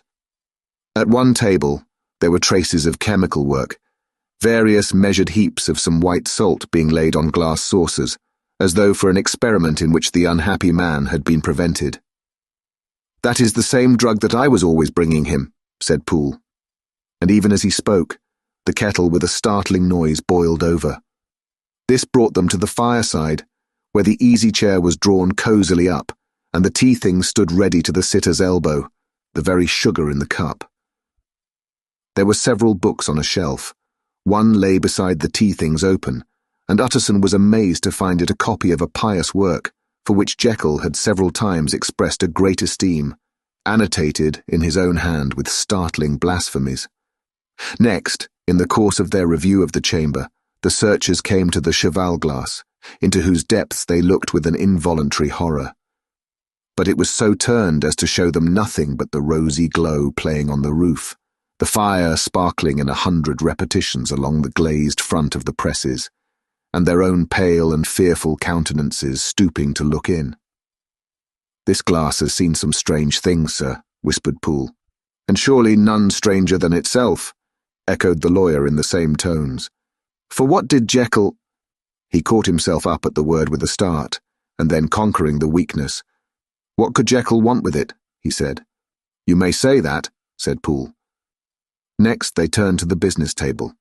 On the desk, among the neat array of papers, a large envelope was uppermost, and bore in the doctor's hand the name of Mr. Utterson.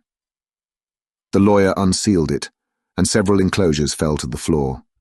The first was a will, drawn in the same eccentric terms as the one which he had returned 6 months before, to serve as a testament in case of death, and as a deed of gift in case of disappearance. But in place of the name of Edward Hyde, The lawyer, with indescribable amazement, read the name of Gabriel John Utterson.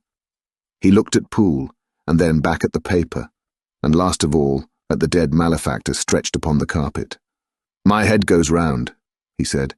"He has been all these days in possession. He had no cause to like me. He must have raged to see himself displaced, and he has not destroyed this document." He caught up the next paper. It was a brief note in the doctor's hand and dated at the top.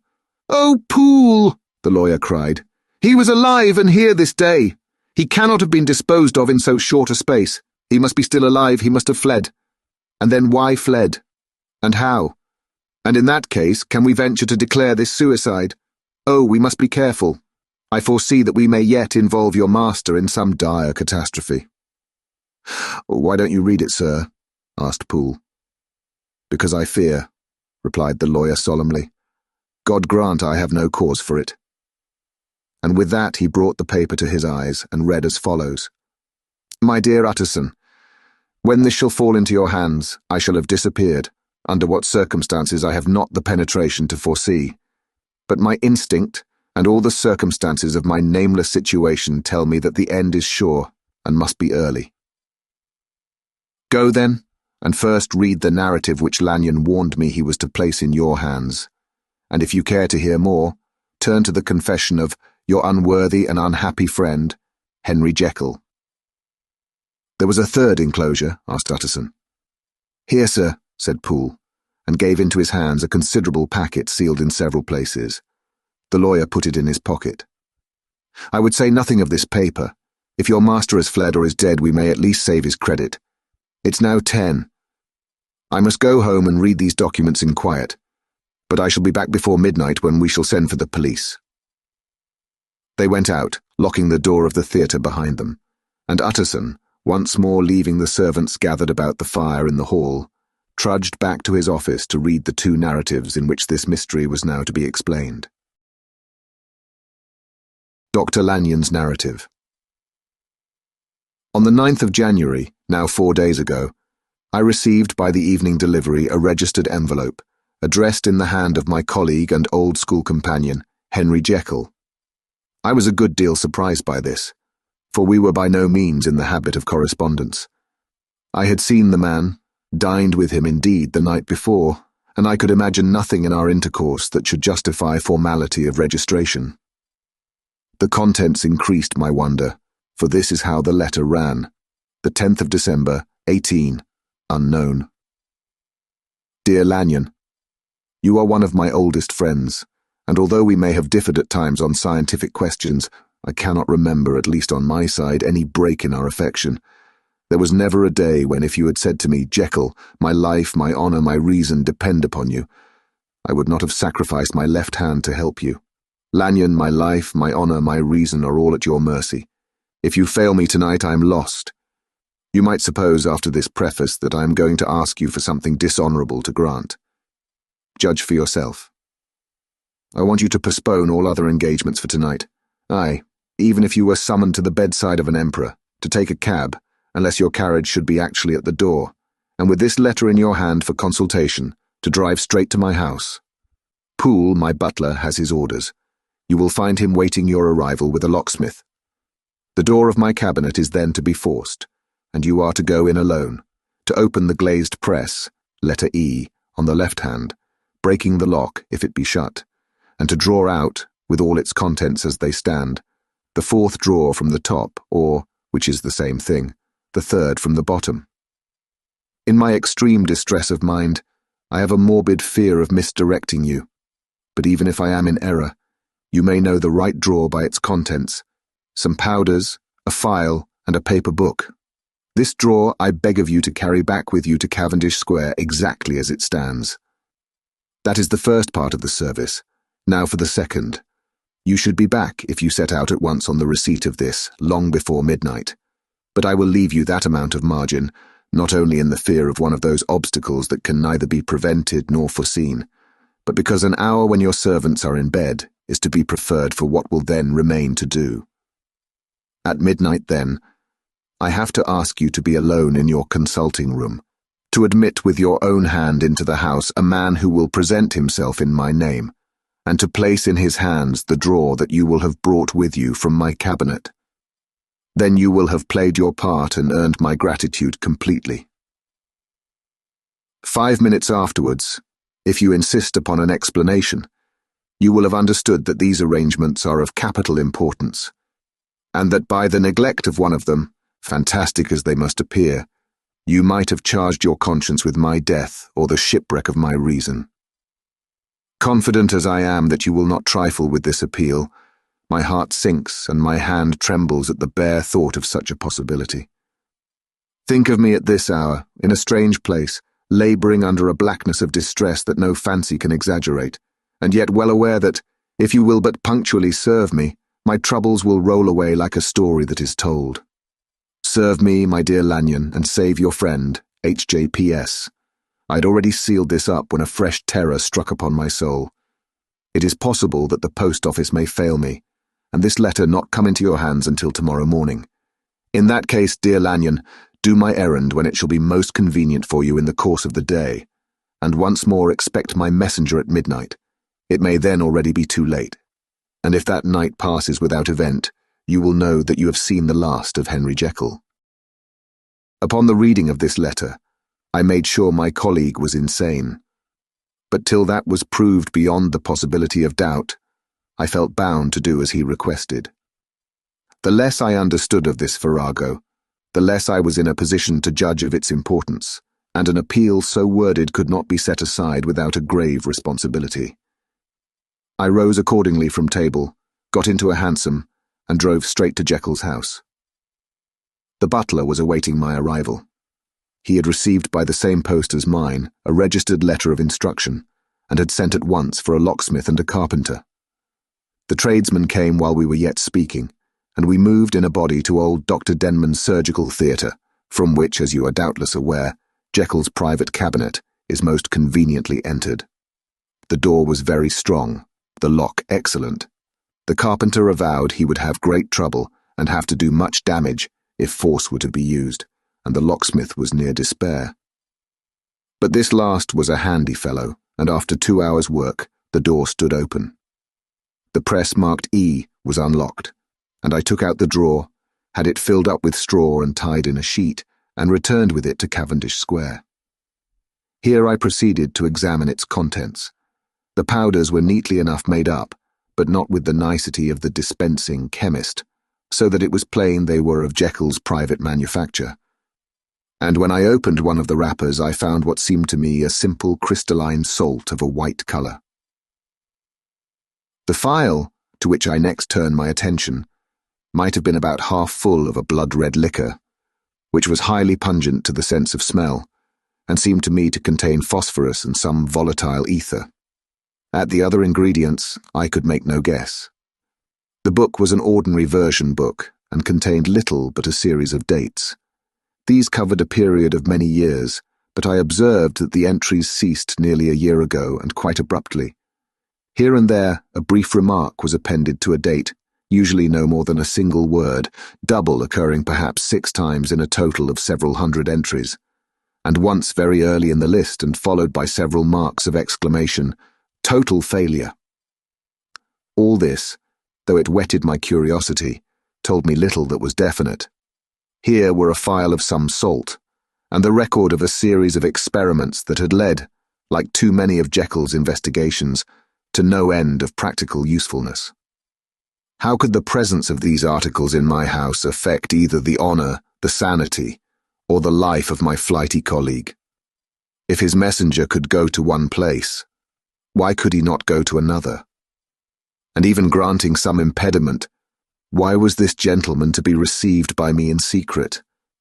The more I reflected, the more convinced I grew that I was dealing with a case of cerebral disease, and though I dismissed my servants to bed, I loaded an old revolver that I might be found in some posture of self-defence. 12 o'clock had scarce rung out over London, ere the knocker sounded very gently on the door. I went myself at the summons, and found a small man crouching against the pillars of the portico. "Are you come from Dr. Jekyll?" I asked. He told me yes by a constrained gesture, and when I had bidden him enter, He did not obey me without a searching backward glance into the darkness of the square. There was a policeman not far off, advancing with his bull's-eye open, and at the sight, I thought my visitor started and made greater haste. These particulars struck me, I confess, disagreeably, and as I followed him into the bright light of the consulting room, I kept my hand ready on my weapon. Here at last, I had a chance of clearly seeing him.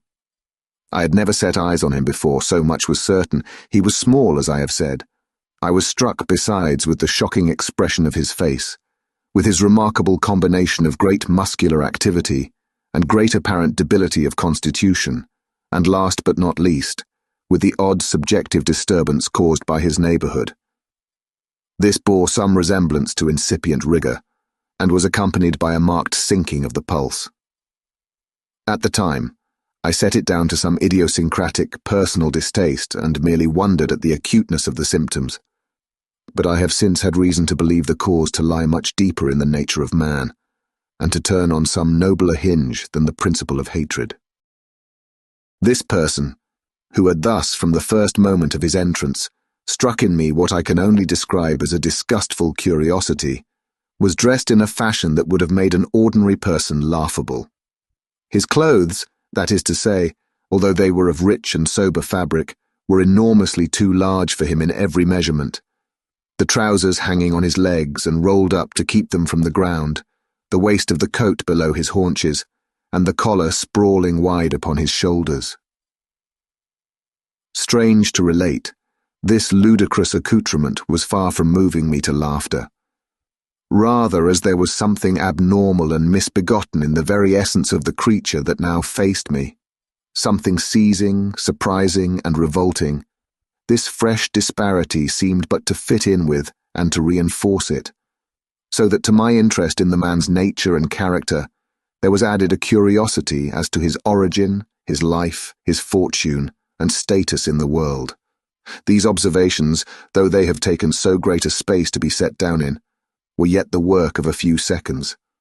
My visitor was indeed on fire with sombre excitement. "Have you got it?" he cried. "Have you got it?" And so lively was his impatience that he even laid his hand upon my arm and sought to shake me.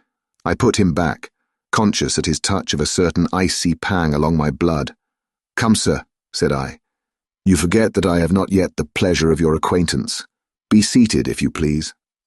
And I showed him an example, and sat down myself in my customary seat, and with as fair an imitation of my ordinary manner to a patient, as the lateness of the hour, the nature of my preoccupations, and the horror I had of my visitor, would suffer me to muster. "I beg your pardon, Dr. Lanyon," he replied civilly enough. "What you say is very well founded, and my impatience has shown its heels to my politeness. I come here at the instance of your colleague, Dr. Henry Jekyll, on a piece of business of some moment, and I understood." He paused and put his hand to his throat, and I could see, in spite of his collected manner, that he was wrestling against the approaches of the hysteria. "I understood. A draw." But here I took pity on my visitor's suspense, and some perhaps on my own growing curiosity. "There it is, sir," said I, pointing to the drawer, where it lay on the floor behind a table and still covered with the sheet. He sprang to it and then paused and laid his hand upon his heart. I could hear his teeth grate with the convulsive action of his jaws, and his face was so ghastly to see that I grew alarmed both for his life and reason. "Compose yourself," said I. He turned a dreadful smile to me, and as if with the decision of despair, plucked away the sheet. At sight of the contents he uttered one loud sob of such immense relief that I sat petrified, and the next moment in a voice that was already fairly well under control. "Have you a graduated glass?" he asked. I rose from my place with something of an effort and gave him what he asked. He thanked me with a smiling nod, measured out a few minims of the red tincture, and added one of the powders. The mixture, which was at first of a reddish hue, began, in proportion as the crystals melted, to brighten in colour, to effervesce audibly, and to throw off small fumes of vapour. Suddenly, and at the same moment, the ebullition ceased, and the compound changed to a dark purple, which faded again more slowly to a watery green. My visitor, who had watched these metamorphoses with a keen eye, smiled, set down the glass upon the table, and then turned and looked upon me with an air of scrutiny. "And now," said he, "to settle what remains. Will you be wise? Will you be guided? Will you suffer me to take this glass in my hand and to go forth from your house without further parley? Or has the greed of curiosity too much command of you? Think before you answer, for it shall be done as you decide. As you decide, you shall be left as you were before, and neither richer nor wiser, unless the sense of service rendered to a man in mortal distress may be counted as a kind of riches of the soul. Or, if you shall so prefer to choose, a new province of knowledge and new avenues to fame and power shall be laid open to you, here in this room upon the instant, and your sight shall be blasted by a prodigy to stagger the unbelief of Satan." "Sir," said I, affecting a coolness that I was far from truly possessing, "you speak enigmas, and you will perhaps not wonder that I hear you with no very strong impression of belief. But I have gone too far in the way of inexplicable services to pause before I see the end." "It is well," replied my visitor. "Lanyon, you remember your vows. What follows is under the seal of our profession. And now, you who have so long been bound to the most narrow and material views, you who have denied the virtue of transcendental medicine, you who have derided your superiors, behold." He put the glass to his lips and drank at one gulp. A cry followed. He reeled, staggered, clutched at the table and held on, staring with injected eyes, gasping with open mouth. And as I looked, there came, I thought, a change. He seemed to swell. His face became suddenly black, and the features seemed to melt and alter. And the next moment, I had sprung to my feet and leaped back against the wall, my arms raised to shield me from that prodigy, my mind submerged in terror. "Oh God!" I screamed, and "Oh God!" again and again, for there before my eyes, pale and shaken and half fainting, and groping before him with his hands like a man restored from death, there stood Henry Jekyll. What he told me in the next hour, I cannot bring my mind to set on paper. I saw what I saw, I heard what I heard, and my soul sickened at it. And yet now, when that sight has faded from my eyes, I ask myself if I believe it, and I cannot answer. My life is shaken to its roots. Sleep has left me. The deadliest terror sits by me at all hours of the day and night, and I feel that my days are numbered, and that I must die, and yet I shall die, incredulous. As for the moral turpitude that man unveiled to me, even with tears of penitence, I cannot, even in memory, dwell on it without a start of horror. I will say but one thing, Utterson, and that, if you can bring your mind to credit it, will be more than enough. The creature who crept into my house that night was, on Jekyll's own confession, known by the name of Hyde, and hunted for in every corner of the land as the murderer of Carew. Hasty Lanyon. Henry Jekyll's full statement of the case. I was born in the year 18, to a large fortune, endowed besides with excellent parts, inclined by nature to industry, fond of the respect of the wise and good among my fellowmen, and thus, as might have been supposed, with every guarantee of an honourable and distinguished future. And indeed the worst of my faults was a certain impatient gaiety of disposition, such as has made the happiness of many, but such as I found it hard to reconcile with my imperious desire to carry my head high, and wear a more than commonly grave countenance before the public. Hence it came about that I concealed my pleasures, and that when I reached years of reflection, and began to look round me and take stock of my progress and position in the world, I stood already committed to a profound duplicity of life. Many a man would have even blazoned such irregularities as I was guilty of, but from the high views that I had set before me, I regarded and hid them with an almost morbid sense of shame. It was thus rather the exacting nature of my aspirations than any particular degradation in my faults that made me what I was, and with even a deeper trench than in the majority of men, severed in me those provinces of good and ill which divide and compound man's dual nature. In this case, I was driven to reflect deeply and inveterately on that hard law of life, which lies at the root of religion, and is one of the most plentiful springs of distress.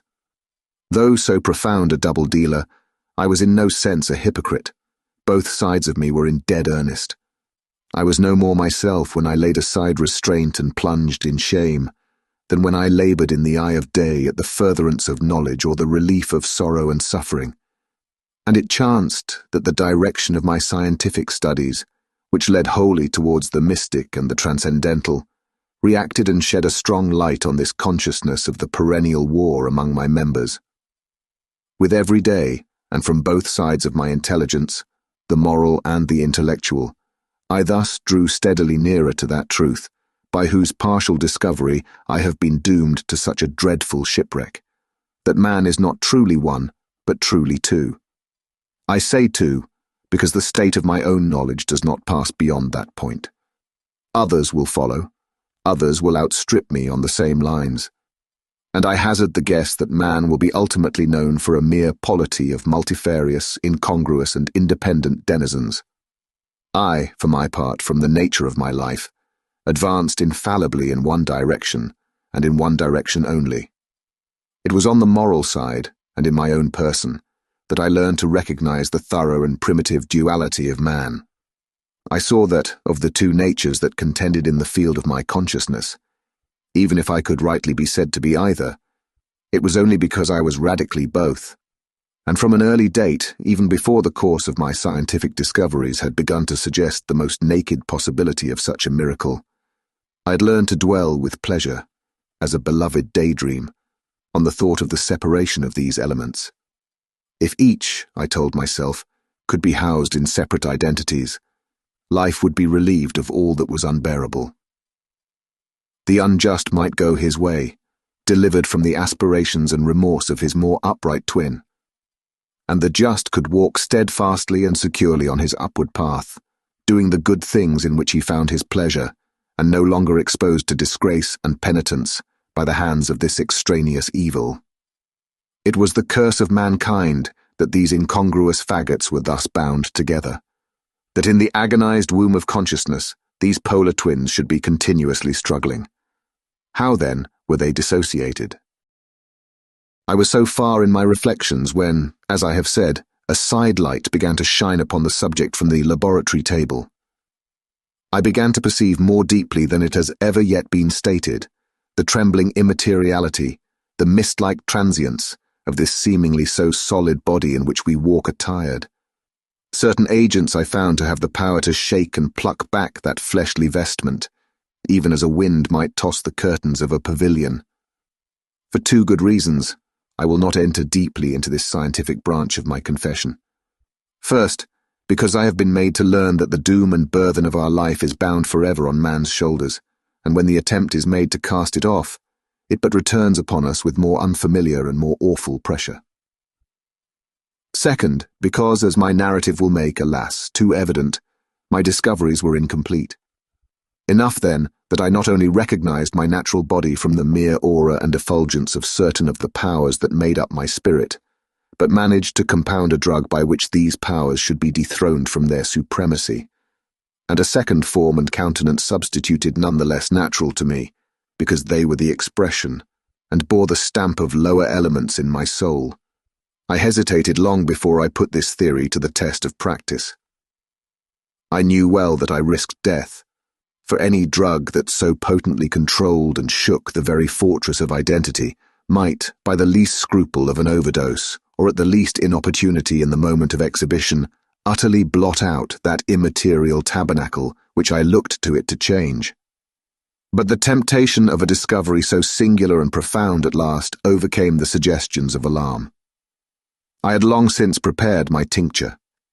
I purchased at once from a firm of wholesale chemists a large quantity of a particular salt which I knew from my experiments to be the last ingredient required, and late one accursed night I compounded the elements, watched them boil and smoke together in the glass, and when the ebullition had subsided, with a strong glow of courage, drank off the potion. The most racking pangs succeeded, a grinding in the bones, deadly nausea, and a horror of the spirit that cannot be exceeded at the hour of birth or death. Then these agonies began swiftly to subside, and I came to myself as if out of a great sickness. There was something strange in my sensations, something indescribably new and from its very novelty incredibly sweet. I felt younger, lighter, happier in body. Within, I was conscious of a heady recklessness, a current of disordered sensual images running like a mill race in my fancy, a solution of the bonds of obligation, an unknown but not an innocent freedom of the soul. I knew myself at the first breath of this new life to be more wicked, tenfold more wicked, sold a slave to my original evil. And the thought in that moment braced and delighted me like wine. I stretched out my hands, exulting in the freshness of these sensations. And in the act, I was suddenly aware that I had lost in stature. There was no mirror at that date in my room. That which stands beside me as I write was brought there later on, and for the very purpose of these transformations. The night, however, was far gone into the morning. The morning, black as it was nearly ripe for the conception of the day. The inmates of my house were locked in the most rigorous hours of slumber, and I determined, flushed as I was with hope and triumph, to venture in my new shape as far as to my bedroom. I crossed the yard, wherein the constellations looked down upon me. I could have thought with wonder, the first creature of that sort that their unsleeping vigilance had yet disclosed to them. I stole through the corridors, a stranger in my own house, and coming to my room, I saw for the first time the appearance of Edward Hyde. I must here speak by theory alone, saying not that which I know, but that which I suppose to be most probable. The evil side of my nature, to which I had now transferred the stamping efficacy, was less robust and less developed than the good which I had just deposed. Again, in the course of my life, which had been, after all, 9/10 a life of effort, virtue, and control, it had been much less exercised and much less exhausted. And hence, as I think, it came about that Edward Hyde was so much smaller, slighter, and younger than Henry Jekyll. Even as good shone upon the countenance of the one, evil was written broadly and plainly on the face of the other. Evil besides, which I must still believe to be the lethal side of man, had left on that body an imprint of deformity and decay, and yet when I looked upon that ugly idol in the glass, I was conscious of no repugnance, rather of a leap of welcome. This too was myself. It seemed natural and human. In my eyes, it bore a livelier image of the spirit. It seemed more express and single than the imperfect and divided countenance I had been hitherto accustomed to call mine. And in so far I was doubtless right. I have observed that when I wore the semblance of Edward Hyde, none could come near to me at first without a visible misgiving of the flesh. This, as I take it, was because all human beings, as we meet them, are commingled out of good and evil, and Edward Hyde, alone in the ranks of mankind, was pure evil. I lingered but a moment at the mirror. The second and conclusive experiment had yet to be attempted. It yet remained to be seen if I had lost my identity beyond redemption, and must flee before daylight from a house that was no longer mine. And hurrying back to my cabinet, I once more prepared and drank the cup, once more suffered the pangs of dissolution, and came to myself once more with the character, the stature, and the face of Henry Jekyll. That night I had come to the fatal crossroads. Had I approached my discovery in a more noble spirit, had I risked the experiment while under the empire of generous or pious aspirations, all must have been otherwise, and from these agonies of death and birth, I had come forth an angel instead of a fiend. The drug had no discriminating action. It was neither diabolical nor divine. It but shook the doors of the prison house of my disposition, and like the captives of Philippi, that which stood within ran forth. At that time my virtue slumbered. My evil, kept awake by ambition, was alert and swift to seize the occasion. And the thing that was projected was Edward Hyde. Hence, although I had now two characters as well as two appearances, one was wholly evil, and the other was still the old Henry Jekyll, that incongruous compound of whose reformation and improvement I had already learned to despair. The movement was thus wholly toward the worse. Even at that time, I had not conquered my aversions to the dryness of a life of study. I would still be merrily disposed at times, and as my pleasures were, to say the least, undignified, and I was not only well known and highly considered, but growing towards the elderly man, this incoherency of my life was daily growing more unwelcome. It was on this side that my new power tempted me until I fell in slavery. I had but to drink the cup, to doff at once the body of the noted professor, and to assume, like a thick cloak, that of Edward Hyde. I smiled at the notion. It seemed to me at the time to be humorous, and I made my preparations with the most studious care. I took and furnished that house in Soho, to which Hyde was tracked by the police, and engaged as a housekeeper a creature whom I knew well to be silent and unscrupulous. On the other side, I announced to my servants that a Mr. Hyde, whom I described, was to have full liberty and power about my house in the square, and to parry mishaps, I even called and made myself a familiar object in my second character. I next drew up that will to which you so much objected, so that if anything befell me in the person of Dr. Jekyll, I could enter on that of Edward Hyde without pecuniary loss.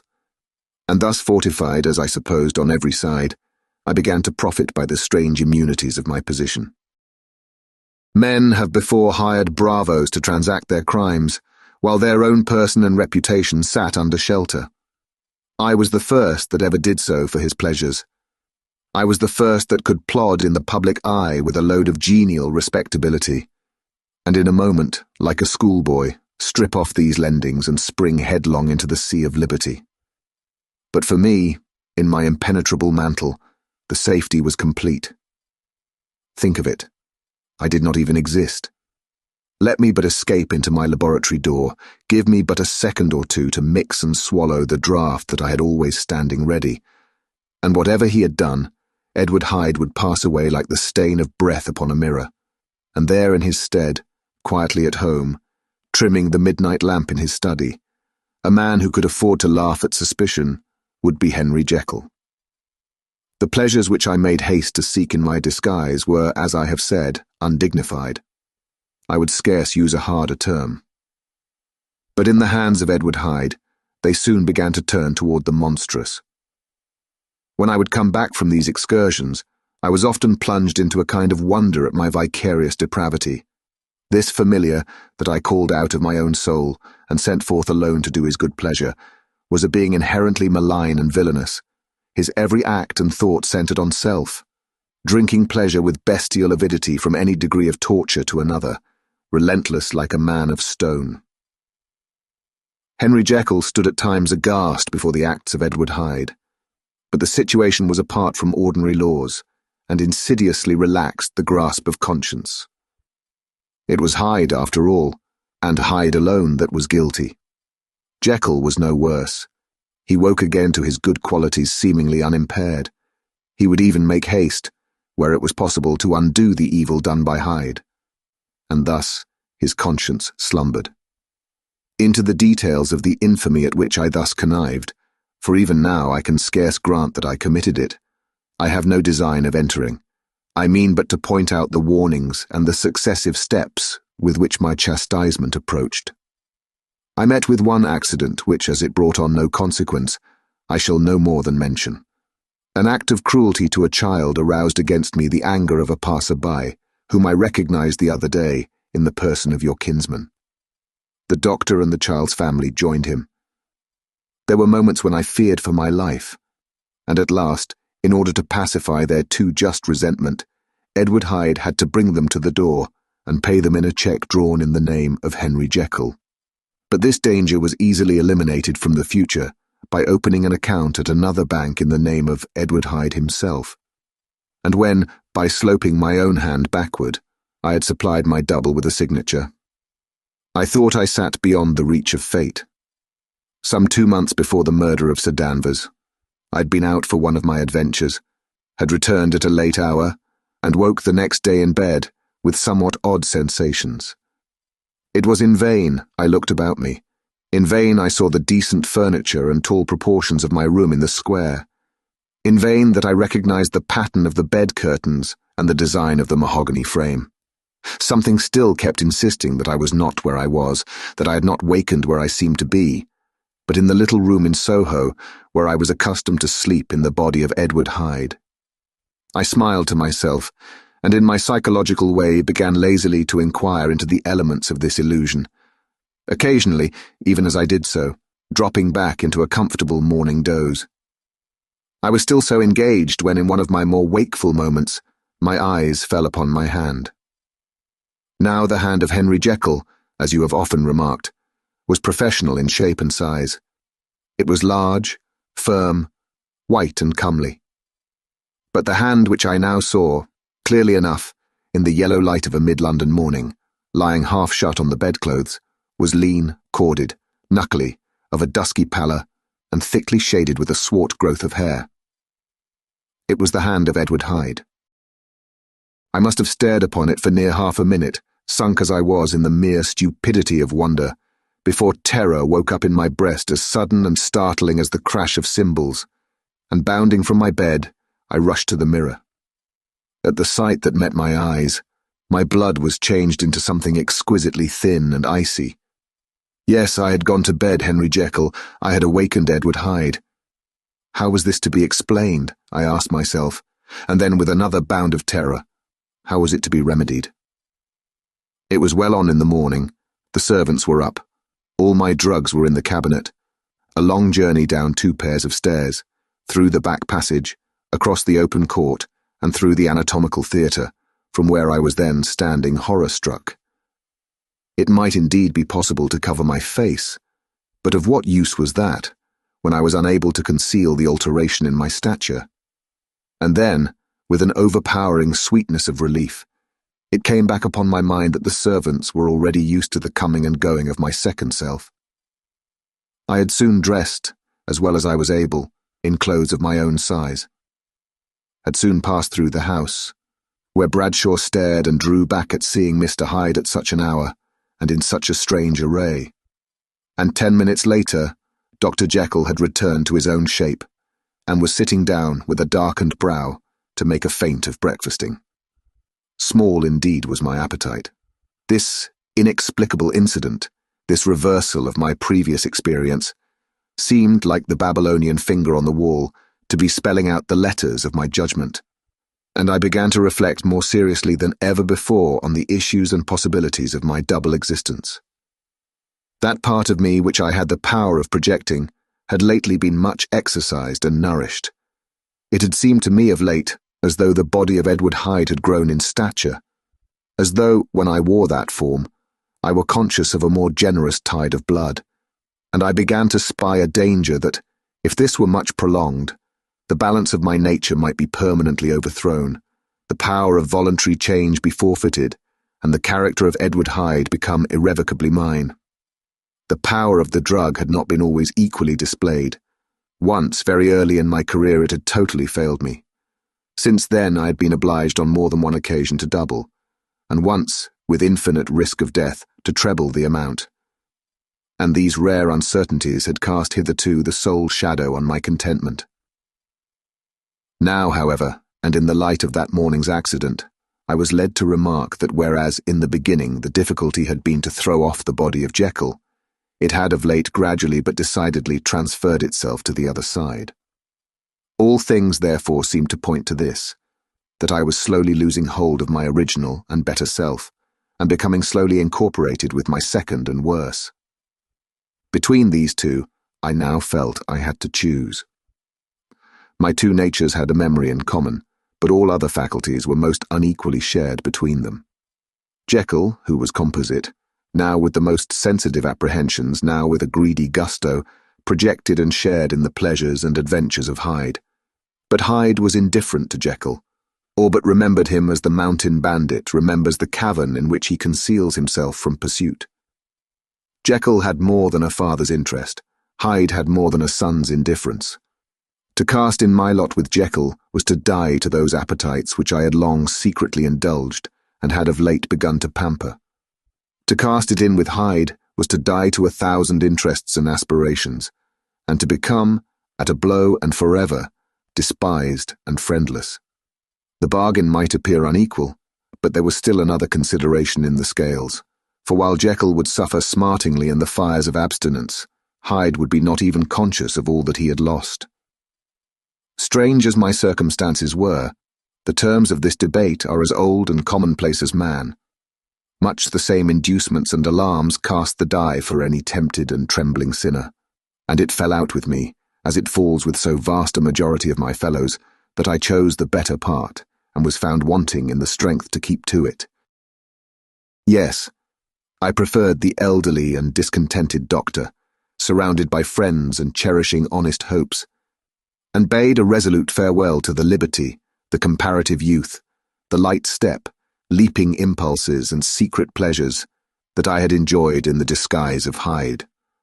I made this choice perhaps with some unconscious reservation, for I neither gave up the house in Soho nor destroyed the clothes of Edward Hyde, which still lay ready in my cabinet. For 2 months, however, I was true to my determination. For 2 months, I led a life of such severity as I had never before attained to, and enjoyed the compensations of an approving conscience. But time began at last to obliterate the freshness of my alarm. The praises of conscience began to grow into a thing of course. I began to be tortured with throes and longings, as of Hyde struggling after freedom, and at last in an hour of moral weakness, I once again compounded and swallowed the transforming draught. I do not suppose that, when a drunkard reasons with himself upon his vice, he is once out of 500 times affected by the dangers that he runs through his brutish physical insensibility. Neither had I, long as I had considered my position, made enough allowance for the complete moral insensibility and insensate readiness to evil, which were the leading characters of Edward Hyde. Yet it was by these that I was punished. My devil had been long caged, he came out roaring. I was conscious, even when I took the draught, of a more unbridled, a more furious propensity to ill. It must have been this, I suppose, that stirred in my soul that tempest of impatience with which I listened to the civilities of my unhappy victim. I declare, at least before God, no man morally sane could have been guilty of that crime upon so pitiful a provocation, and that I struck in no more reasonable spirit than that in which a sick child may break a plaything. But I had voluntarily stripped myself of all those balancing instincts, by which even the worst of us continues to walk with some degree of steadiness among temptations, and in my case, to be tempted, however slightly, was to fall. Instantly the spirit of hell awoke in me and raged. With a transport of glee, I mauled the unresisting body, tasting delight from every blow. And it was not till weariness had begun to succeed that I was suddenly, in the top fit of my delirium, struck through the heart by a cold thrill of terror. A mist dispersed. I saw my life to be forfeit, and fled from the scene of these excesses, at once glorying and trembling, my lust of evil gratified and stimulated, my love of life screwed to the topmost peg. I ran to the house in Soho, and, to make assurance doubly sure, destroyed my papers. Thence I set out through the lamplit streets, in the same divided ecstasy of mind, gloating on my crime, light-headedly devising others in the future, and yet still hastening and still hearkening in my wake for the steps of the avenger. Hyde had a song upon his lips as he compounded the draught, and as he drank it, pledged the dead man. The pangs of transformation had not done tearing him, before Henry Jekyll, with streaming tears of gratitude and remorse, had fallen upon his knees and lifted his clasped hands to God. The veil of self-indulgence was rent from head to foot. I saw my life as a whole. I followed it up from the days of childhood, when I had walked with my father's hand, and through the self-denying toils of my professional life, to arrive again and again, with the same sense of unreality, at the damned horrors of the evening. I could have screamed aloud. I sought with tears and prayers to smother down the crowd of hideous images and sounds with which my memory swarmed against me. And still, between the petitions, the ugly face of my iniquity stared into my soul. As the acuteness of this remorse began to die away, it was succeeded by a sense of joy. The problem of my conduct was solved. Hyde was thenceforth impossible.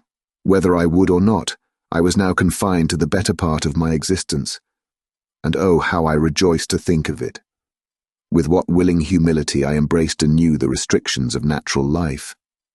With what sincere renunciation I locked the door by which I had so often gone and come, and ground the key under my heel.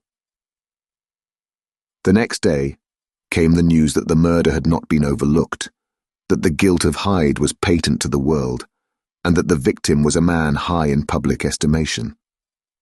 It was not only a crime, it had been a tragic folly.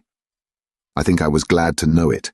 I think I was glad to have my better impulses thus buttressed and guarded by the terrors of the scaffold. Jekyll was now my city of refuge. Let but Hyde peep out an instant, and the hands of all men would be raised to take and slay him. I resolved in my future conduct to redeem the past, and I can say with honesty that my resolve was fruitful of some good. You know yourself how earnestly, in the last months of the last year, I laboured to relieve suffering. You know that much was done for others, and that the days passed quietly, almost happily for myself.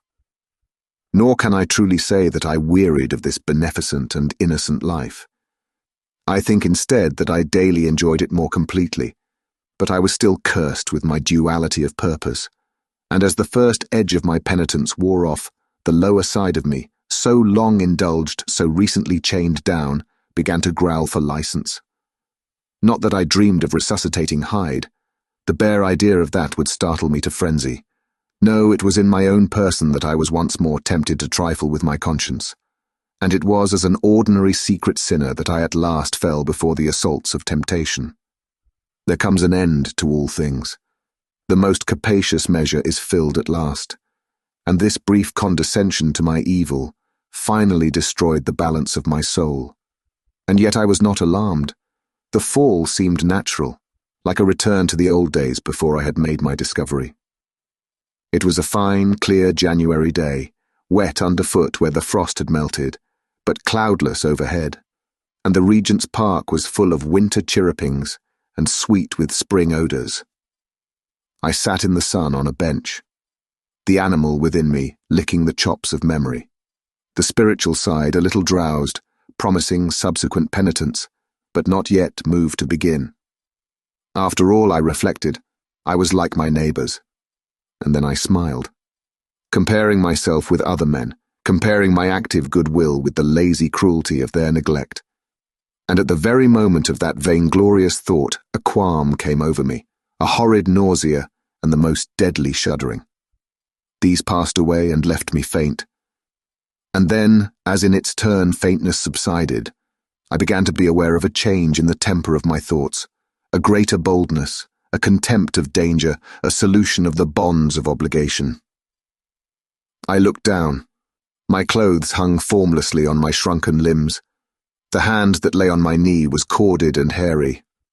I was once more Edward Hyde.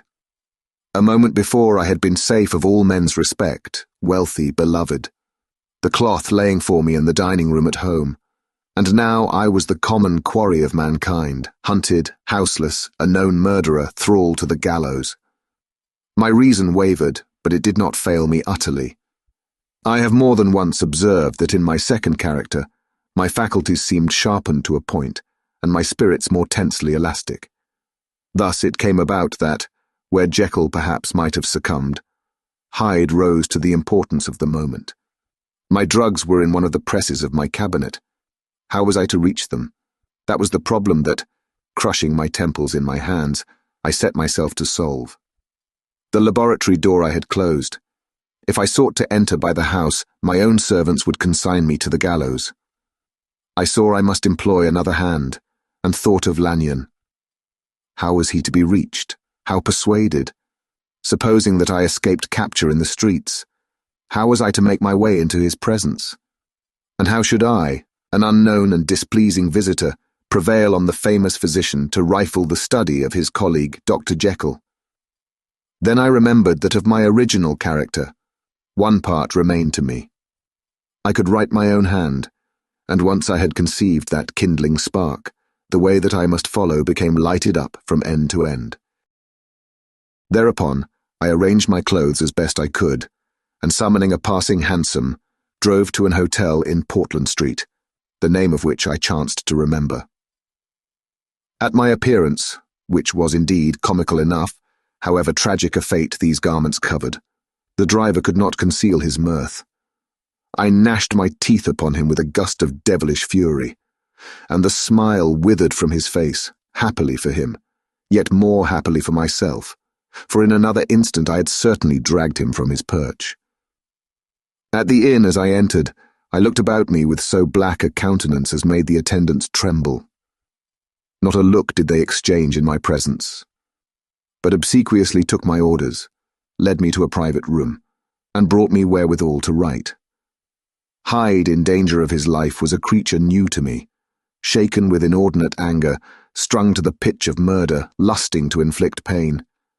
Yet the creature was astute, mastered his fury with a great effort of the will, composed his 2 important letters, one to Lanyon and one to Poole, and that he might receive actual evidence of their being posted, sent them out with directions that they should be registered. Thenceforward he sat all day over the fire in the private room, gnawing his nails. There he dined, sitting alone with his fears, the waiter visibly quailing before his eye, and thence, when the night was fully come, he set forth in the corner of a closed cab, and was driven to and fro about the streets of the city. He, I say, I cannot say I. That child of hell had nothing human. Nothing lived in him but fear and hatred. And when at last, thinking the driver had begun to grow suspicious, he discharged the cab and ventured on foot, attired in his misfitting clothes, an object marked out for observation, into the midst of the nocturnal passengers, these 2 base passions raged within him like a tempest. He walked fast, hunted by his fears, chattering to himself, skulking through the less frequented thoroughfares, counting the minutes that still divided him from midnight. Once a woman spoke to him, offering, I think, a box of lights. He smote her in the face and she fled. When I came to myself at Lanyon's, the horror of my old friend perhaps affected me somewhat. I do not know. It was at least but a drop in the sea to the abhorrence with which I looked back upon these hours. A change had come over me. It was no longer the fear of the gallows. It was the horror of being Hyde that racked me. I received Lanyon's condemnation partly in a dream. It was partly in a dream that I came home to my own house and got into bed. I slept after the prostration of the day, with a stringent and profound slumber, which not even the nightmares that wrung me could avail to break. I awoke in the morning shaken, weakened, but refreshed. I still hated and feared the thought of the brute that slept within me, and I had not, of course, forgotten the appalling dangers of the day before. But I was once more at home, in my own house, and close to my drugs, and gratitude for my escape shone so strong in my soul that it almost rivaled the brightness of hope. I was stepping leisurely across the court after breakfast, drinking the chill of the air with pleasure, when I was seized again with those indescribable sensations that heralded the change, and I had but the time to gain the shelter of my cabinet, before I was once again raging and freezing with the passions of Hyde. It took on this occasion a double dose to recall me to myself, and alas, 6 hours after, as I sat looking sadly in the fire, the pangs returned, and the drug had to be re-administered. In short, from that day forth, it seemed only by a great effort as of gymnastics, and only under the immediate stimulation of the drug, that I was able to wear the countenance of Jekyll.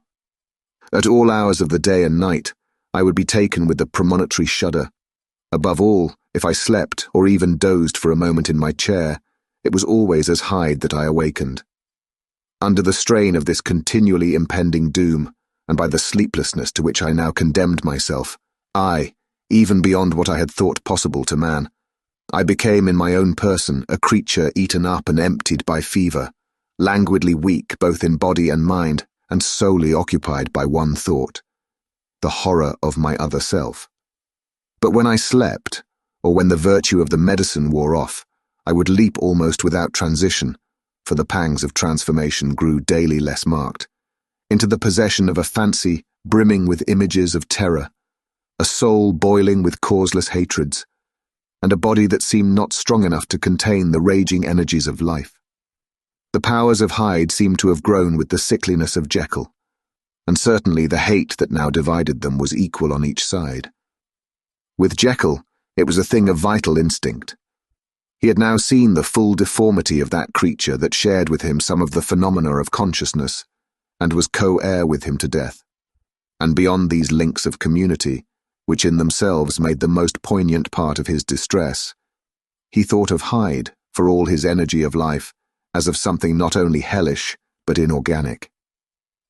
This was the shocking thing, that the slime of the pit seemed to utter cries and voices, that the amorphous dust gesticulated and sinned, that what was dead and had no shape should usurp the offices of life. And this again, that insurgent horror was knit to him closer than a wife, closer than an eye, lay caged in his flesh, where he heard it mutter and felt it struggle to be born, and at every hour of weakness, and in the confidence of slumber, prevailed against him, and deposed him out of life. The hatred of Hyde for Jekyll was of a different order. His terror of the gallows drove him continually to commit temporary suicide, and return to his subordinate station of a part instead of a person.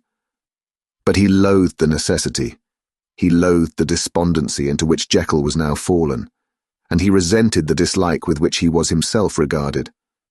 Hence the ape-like tricks that he would play me, scrawling in my own hand blasphemies on the pages of my books, burning the letters and destroying the portrait of my father. And indeed, had it not been for his fear of death, he would long ago have ruined himself in order to involve me in the ruin. But his love of life is wonderful. I go further. I, who sicken and freeze at the mere thought of him, when I recall the abjection and passion of this attachment, and when I know how he fears my power to cut him off by suicide, I find it in my heart to pity him. It is useless, and the time awfully fails me to prolong this description. No one has ever suffered such torments, let that suffice, and yet, even to these, habit brought, no, not alleviation, but a certain callousness of soul, a certain acquiescence of despair. And my punishment might have gone on for years, but for the last calamity which has now fallen, and which has finally severed me from my own face and nature.